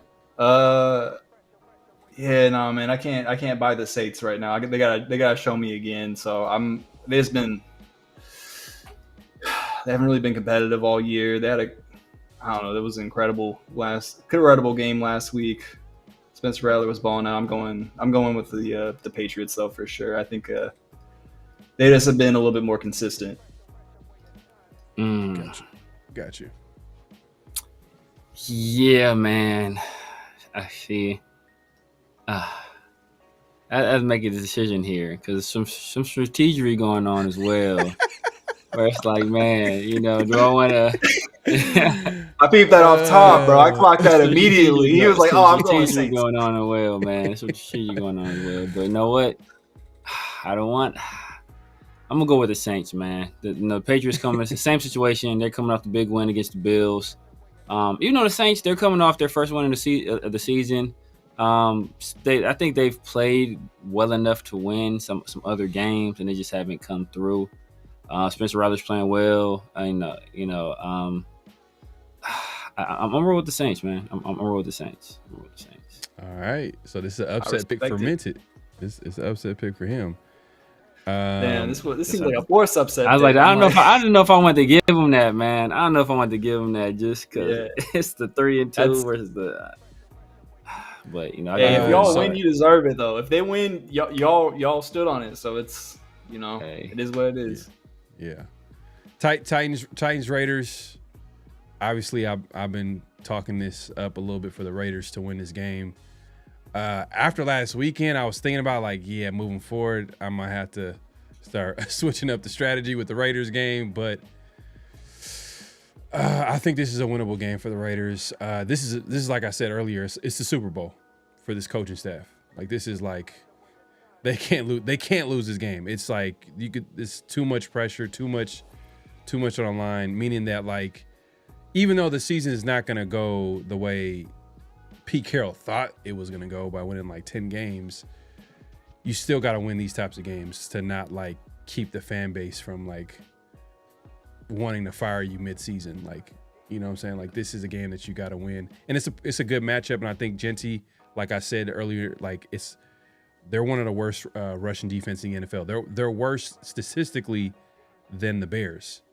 So, and we all seen what Ashton Genty was able to do against the Bears. So if, the Raiders online comes in prepared and continues their overall solid play the last couple weeks, I think that the Raiders are going to lean on the run game, lean on Ashton Genty, and offensively the Titans don't scare me, especially if you look at the stats and what they've been doing. And, they got a rookie quarterback in Cam Ward where sometimes he'll throw a dime, but sometimes he'll miss guys, he'll hold the ball, he'll just do random things. And I think this is where Patrick Graham can cook up some blitzes because the Raiders are top half in the NFL in blitz percentage.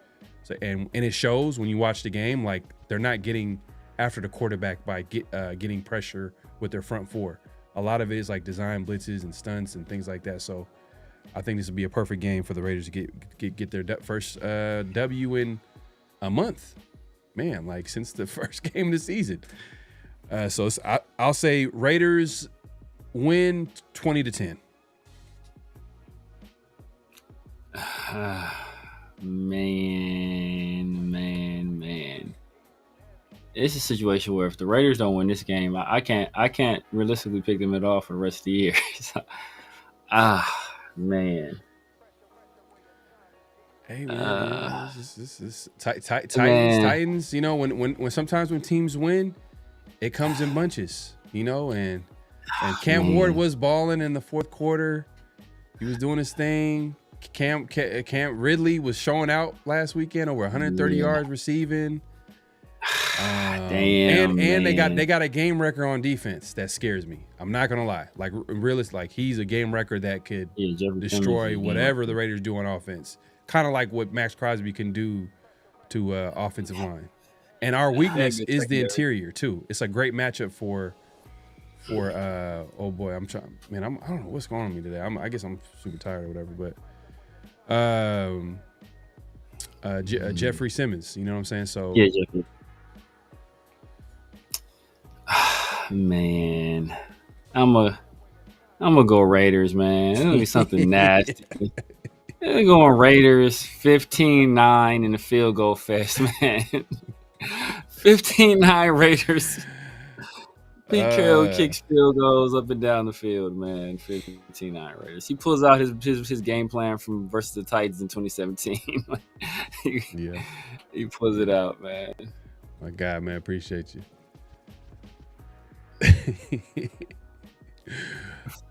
Something nasty, 19-6 or something. Yeah, no, yeah, man. 15. I said 20 to 10. 2010 is like it's like a. We ain't scoring no touchdowns, man. Bro, the Titans.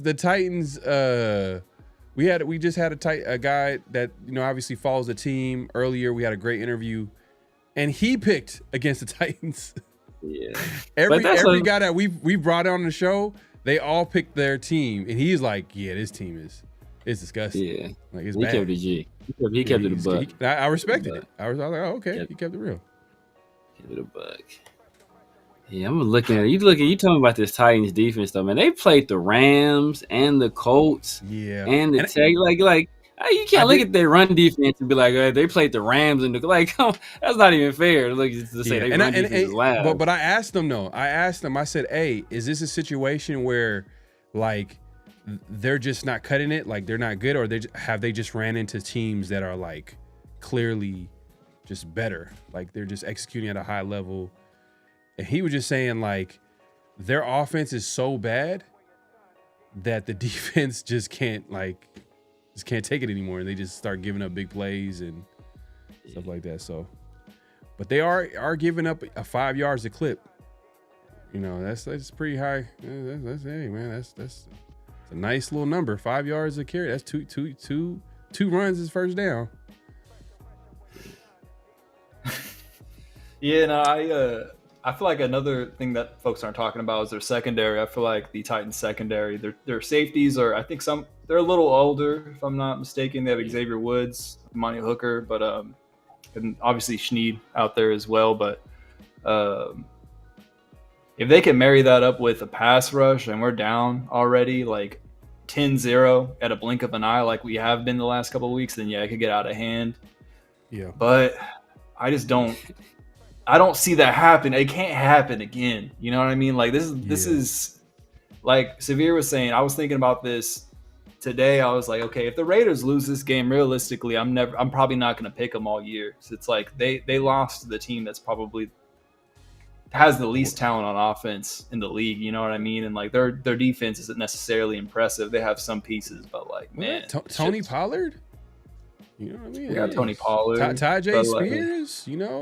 Calvin Ridley. If the Raiders don't blow these dudes out, I ain't picking them all the rest of the year. Not like just win. They don't blow these dudes out, I'm not picking them at all the rest of the year. If they win 15-9, like you're saying, bro, like then it's like I'm definitely not picking them ever again. Like it's crazy, no touchdowns in back-to-back games. Like that's insane. Like show me the Pete Carroll statistics on that shit. You know what I mean? Like when was the last time that happened? Because no, like Ashton Dempsey has to have like a big game. He has to. Like, there's no way. I'm not betting on Geno to have like a get back game. Like, oh, Geno throws for 5. No, Geno he's in a struggle situation. Like his shit needs to take. I don't know what he needs, but anyways, it sounds like you're picking the Raiders. Yeah, I'm going Raiders. I think it's gonna be like something like 24, maybe 20. They give up a late one. You know what I mean? Maybe the defense is kind of just like gives up a one big play type situation. But actually, you know, because it's crazy. Like the Raiders have scored 24 points, I think 3 times this year. It's like the magic number. I'm like seeing this. I'm like, wow, they when they do score points, they can score points. It's kind of or twice so far. So I don't know. I'm going with the pattern there. I think they're going to score 24 points. If the Titans score 20 points, though, I'm going to be so damn mad. That's crazy. Yeah. So that's like 15-9, bro. That's 15-9. All right, man. So we got Raiders across the board. Greg Lira and Coach came with the disrespect. This is Greg Lira and Coach. Greg Lira has like 30-something, and then Titans putting up 30-something on this. Hank Schrader says 2017 Raiders. Greg Lira says 37. What the hell? That's cold. They're punters scoring somehow, bro. It's crazy. Oh man, like, it is good. Is that a Niner hat, bro? Greg, are you a Niner fan? Nah, man. Greg Lear is OG. He been around for a minute. I'm just saying, it just looked like a Niner hat, Greg. Just looked like a Niner hat in that picture, man. Man, that's cool. He came in here just roasting us, just trolling us, huh? Hey, Coach roasting too. Coach got a worse score. What did the coach got? Let me see what coach. Oh man, this is pretty bad, man. 41-10. It just 40. If they give up 40 points to the Titans, oh bro, that's one of those like. That's one of those like, you know how Josh McDaniels got blown out in Monday Night Football against the Lions. If you lose 41-10 Titans, it's gonna be like a presser, and you'll see Tom Brady and Mark Davis just standing there, just like we have some breaking news. It's gonna be a Chandler Jones. You got to Chandler Jones that thing, bro. Like Pete Carroll got to show up to the facility. His car just don't work. Like my car's not working. Like, yeah, I'm sorry, sir. I'm going to have to escort you off the premises. No, Jamal Adams, when he goes to the door and it's open. Yeah, man. Titans offense is 2008. Whew, it's pretty bad. It's bad. They did score some points against they got blown out by the Colts. I think the Rams, they lost like 30-something to 19. You know, so it's not like they haven't. They ain't scoring no points, bro. They scored more than 20 twice. But scoring is up this season. So like the fact that you're scoring field goals and just a touchdown is 10 points. That's bad. It's even worse because the scoring is up. Yeah, but scoring it's skewed though because there's been some blowout wins. Like us getting Demo says 69-3. That's cold blooded, man. That's golly, that's messed up, man. All right, man. We picked the Raiders all across the board, man. That's what it is. 49ers, Buccaneers. This is in Tampa. Severe, who you got? I'm going Buccaneers. 49ers. And Mac Jones been balling, though, man. I don't think Mac Jones has lost the game this year, to be honest with you. But the 49ers are banged up. Buccaneers. All season, man. They've been banged up all season. Yeah, they've been banged up all season, yeah. Like, Juwan Jennings is the number one receiver right now. I'm going to Buccaneers, man. Hey, Egbuka, can't nobody touch him, bro. Can't nobody touch this man. Can't lay a finger on him. He is serving. Nice, bro. You know, they have they have arguably, damn, I can't put them over like the Bengals, but damn, like overall though, like when healthy, Godwin, Evans, and Amika, he's gonna be the next guy up. Like he's like unguardable. Like no one can. You can't touch. Guard no one can touch him. I mean, he's a slot player. So that's what people were tripping off of. But bro, that's the new NFL, bro. That's the new NFL. Yeah. So like he killed last week too. 49ers secondary doesn't scare me at all. I'm going with the Bucs, man. I think it's gonna be. It might get ugly too. Yeah, I'll just make it easy, but I got the Bucs too. I think Bucs are like one of those like. They're like the underrated, like dark horse, like Super Bowl team pick. Like no one, like I don't know. I like the Bucs and how they're set up. Like they got certain pieces on offense. It's just I don't know how they can get past the Eagles, but you know what though? It's not a good look that Jalen Hurts loses a game like this against the Giants on Thursday Night Football, and all these critics talked about Jalen Hurts not being a top 10 quarterback and just being overrated. He plays with great talent and this and that third. And there's a lot of noise with the Eagles and how like the receivers are not getting the ball, AJ Green and all that. And this is when they were winning. So it's like now they're losing and Jalen Hurts is throwing pick sixes and stuff like that. Man, and it's the Bucs. I don't know. It's something about this team. I don't know why. Like they just got something special about them. But I got the Bucs for sure. Who you got? Minted? Yeah, I got Bucs too. I'm gonna keep that simple. I picked against Baker Mayfield once last week. I'm not gonna do it again. Yeah. All right, we got Bengals Packers. Before the schedule came out, before the season, this actually looked like a smooth matchup. Yeah, like two quarterbacks in here. Do y'all feel like Jordan Love is overrated? I don't think so. I don't think people put that much on him, to be honest with you. You're just a little sporadic. A little sporadic at times. He's kind of inconsistent. Yeah. But yeah, I'm taking Packers. It's easy. Joe Flacco. Was it Joe Flacco playing for him now? Like, yeah. For the Bengals, yeah. Hey, Joe Flacco, get out there. Hey, Joe Flacco, he can throw the rock, man. We saw what he did with the Browns that year and with the coach. Joe Flacco can throw the rock, man. He's a legit quarterback. But not in Green Bay, though. I'm not doing it in Green Bay. I'm not going to do that. Not in Green, yeah. I mean, but you can pick the Bengals.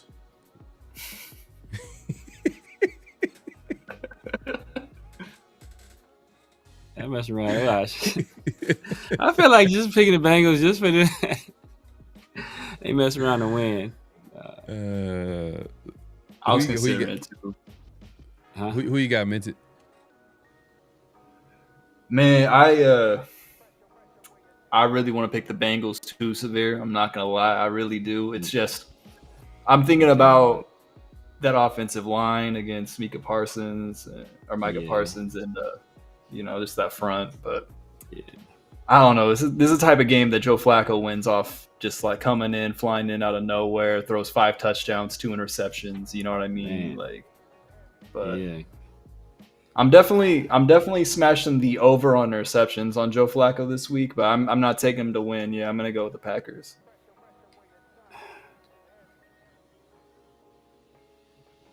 All right, Severe, you got. Man, I'm thinking about it, man.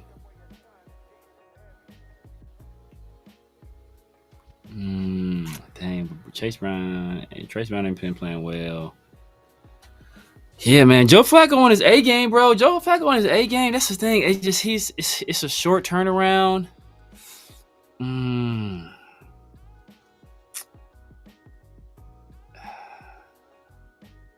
gonna go Packers, man. I'm gonna go Packers just because the Bengals defense is just too bad for me to say Bengals.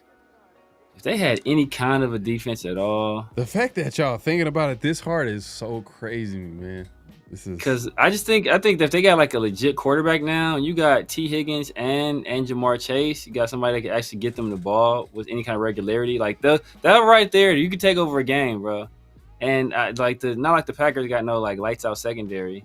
The only problem is just the pass rush. That's what makes you worry. And if Joe Flacco like not being comfortable in that system just yet, so that's the only. They're on the road. That pass rush and the Bengals defensively, they got to stop the Packers and their offense. Yeah, and the Packers' offense doesn't really scare me. That's the thing. Their offense don't really outside of Josh. Their offense don't really scare. Like they got a whole bunch of wide receivers. No real wide receiver one. Nobody's really separated himself as that guy. Right. So I guess it's Dobbs. I guess Romeo Dobbs will be the one. But does he scare me? No. Yeah. Okay, that's fair. We got Packers all across the board. Let's see. Packers are 11-point favorites. I wonder why. Maybe the Bengals cover. Maybe the Bengals cover. I wonder how big the Giants were. I mean, the Eagles were a favor over the Giants today. Check that for us. Yeah, upsets do happen, man. We got Lions Chiefs at Arrowhead. Severe, who you got? Ooh, man. See, this would be the kind of game the Chiefs mess around and win because they went out there and got embarrassed. Especially Chris Jones went out there and got embarrassed too. But man, the Lions, forgot too.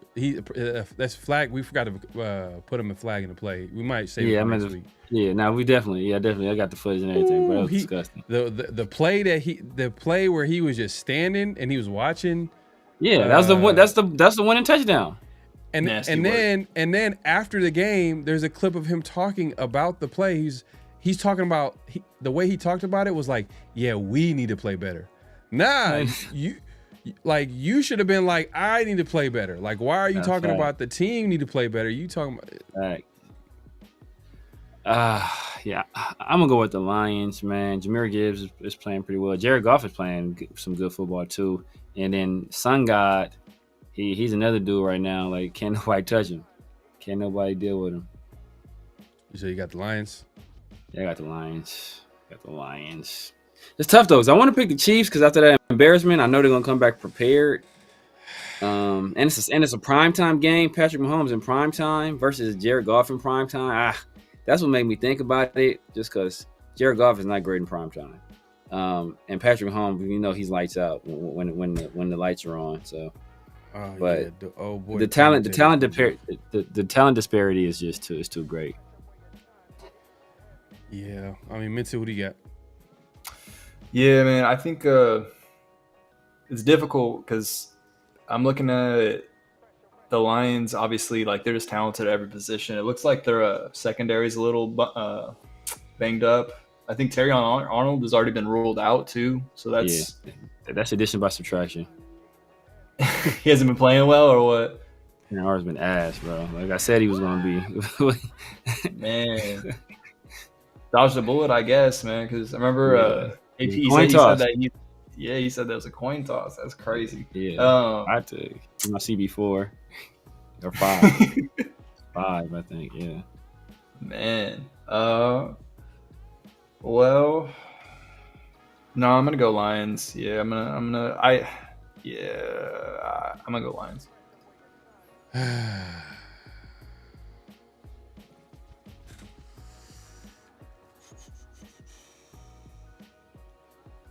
Man, this is, I mean, like Severe said, like you could see a Chiefs team bouncing back, but this is like not the normal Chiefs team. Like they're not the same. Like they're not as automatic. They're not as dominant. There's no, and I think I think they can get to a certain point where they can actually be pretty good because their best weapon or wide receiver, their number one wide receiver is Rashee Rice.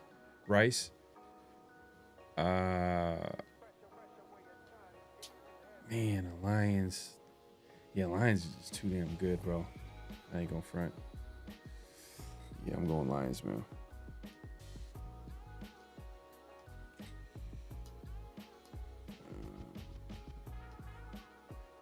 I would love to pick the Chiefs here, but it's just, man, I've picked them a couple times this year, and they just, bruh, I picked them last week against the Jaguars.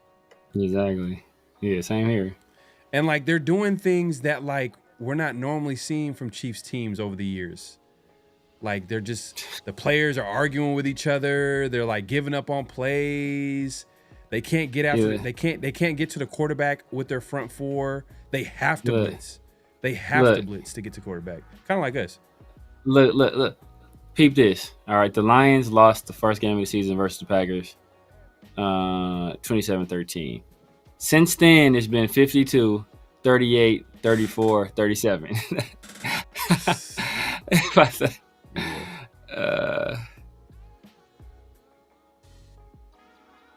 House Junkie says Mahomes will be knocked out the game. Damn. Lions are going to win by more than a touchdown. I think they're getting somebody back too, right? Isn't they getting the player back? Is it Liam McNeil or something like that? Somebody getting somebody back this week, I want to say. Who, the Chiefs? The Lions. They thought they were getting somebody back. Is it Liam McNeil that's coming back? The Chiefs are, but you know what? Sometimes, bro, like, Chiefs have been on a run. Sometimes that catches up to you, man. Like, they've been on a run for a while. Deep playoff runs. Yeah, a fact. And some of their guys, their best players on offense, are getting older. Like, we all know that Kelsey's past his prime. He's not the same guy that can get stuff at will anymore. Like, he's been ruled out. He's been ruled out. Liam McNeil's been ruled out. And Andy Reid teams, like, Andy Reid's never been a coach that loved to really lean on a run game. And this is like a team that should. But yeah, that's kind of like a weakness for them too. And what I'm hearing in these NFL streets, the rumor mill, is that the Chiefs are in on the trades either for that New York Jet running back, who we've been hearing that's been in a trade block for a while now. Tracy Porter? Breece Hall. Oh, Breece Hall. Breece Hall. Okay. Breece Hall, and then I hope this doesn't happen because this is a perfect Andy Reid running back. Alvin Kamara. Oh yeah, they have him Kamara, bro. Oh my goodness.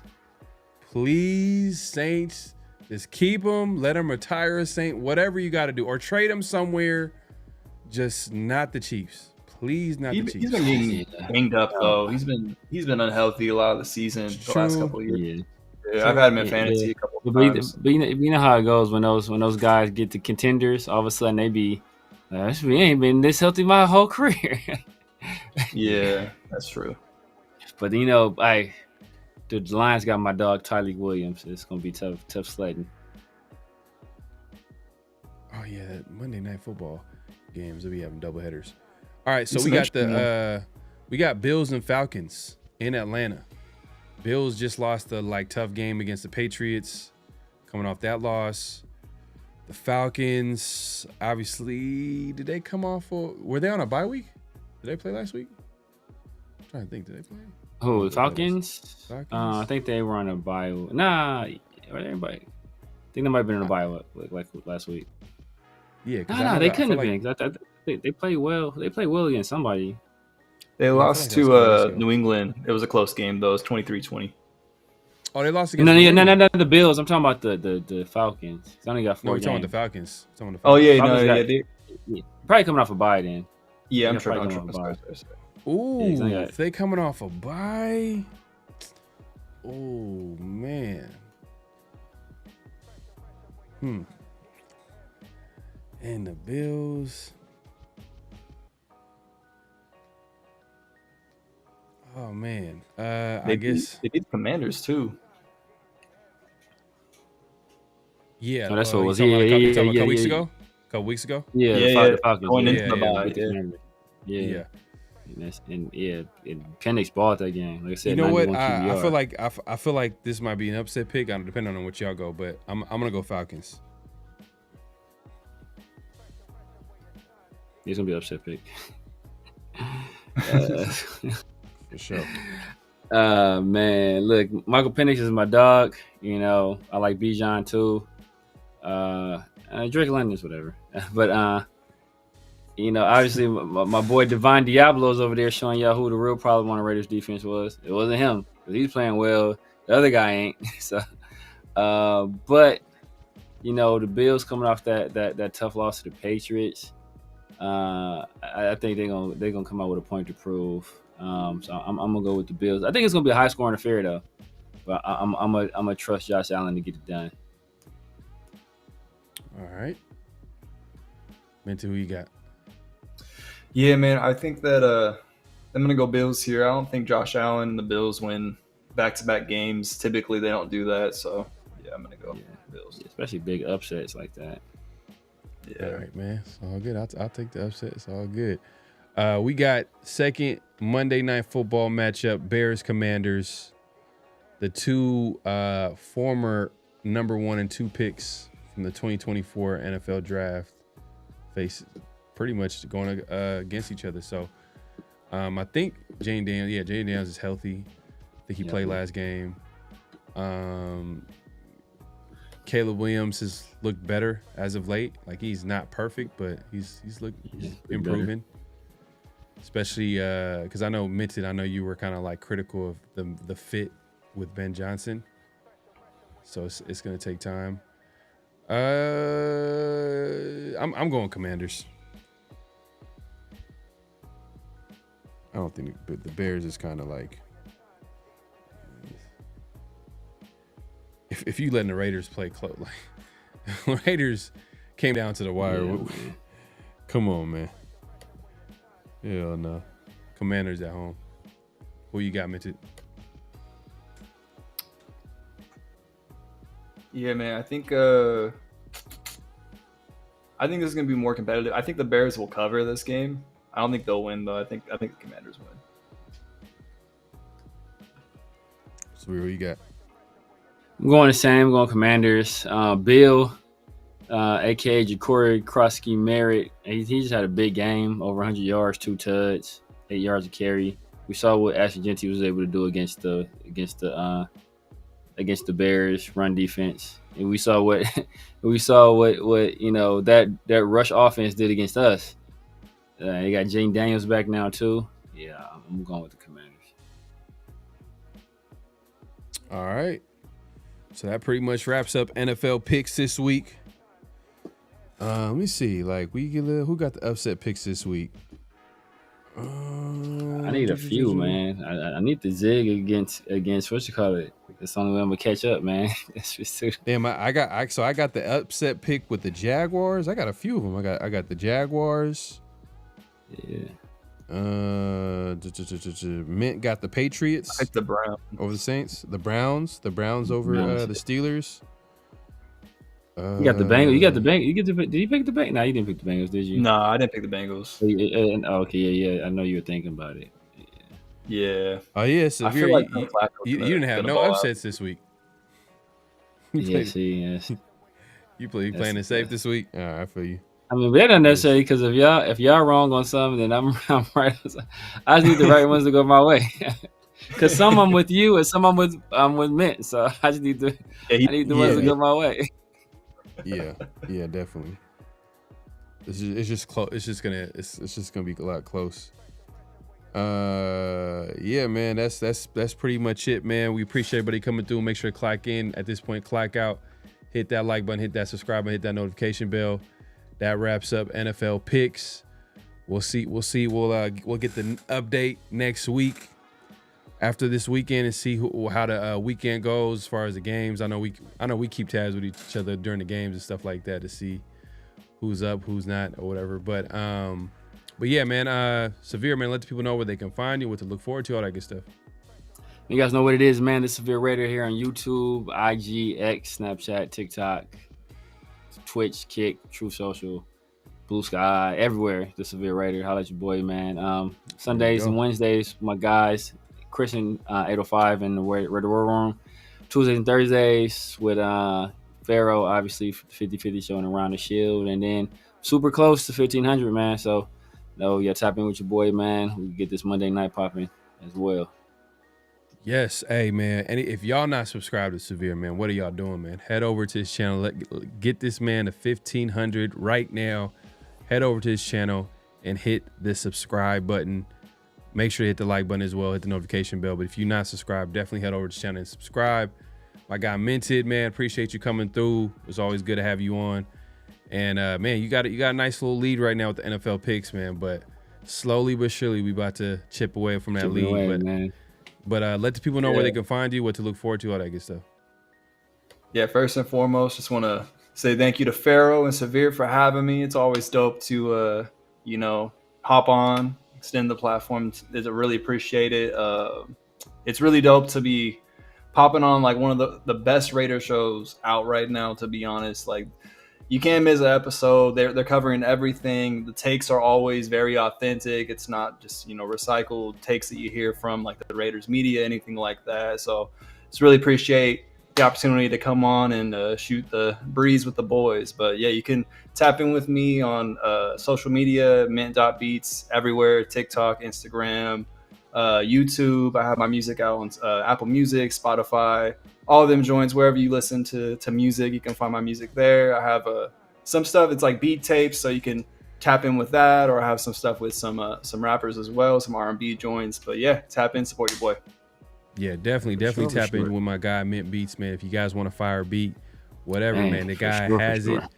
Definitely check in with him. Mint Beats on IG specifically. Mint Beats on IG if you want to hit him up on social media, and then obviously Apple Music as well, right? Yes, sir. There you go. Hey, man, we appreciate everybody coming through, man. On your way out, clack out, hit that like button, hit that subscribe, hit that notification bell.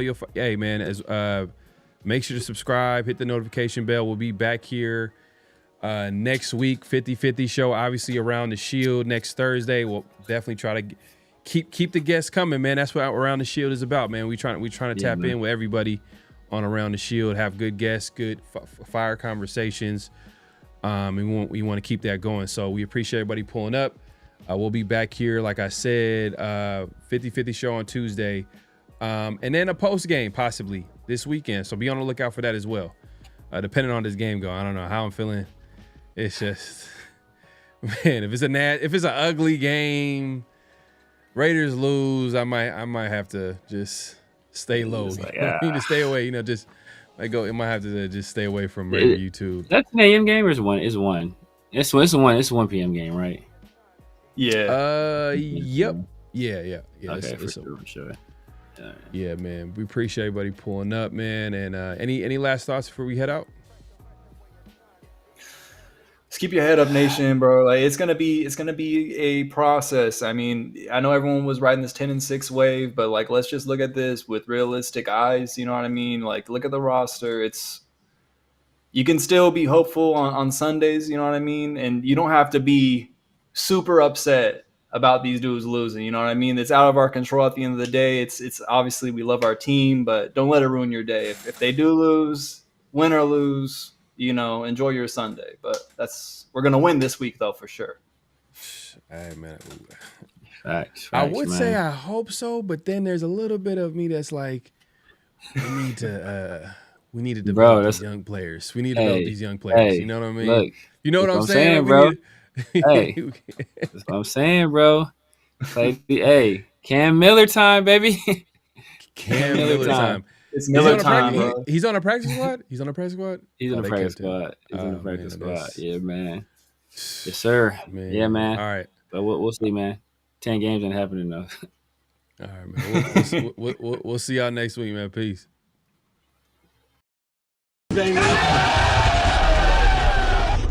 Hello? You play to win the game. You don't play to just play it.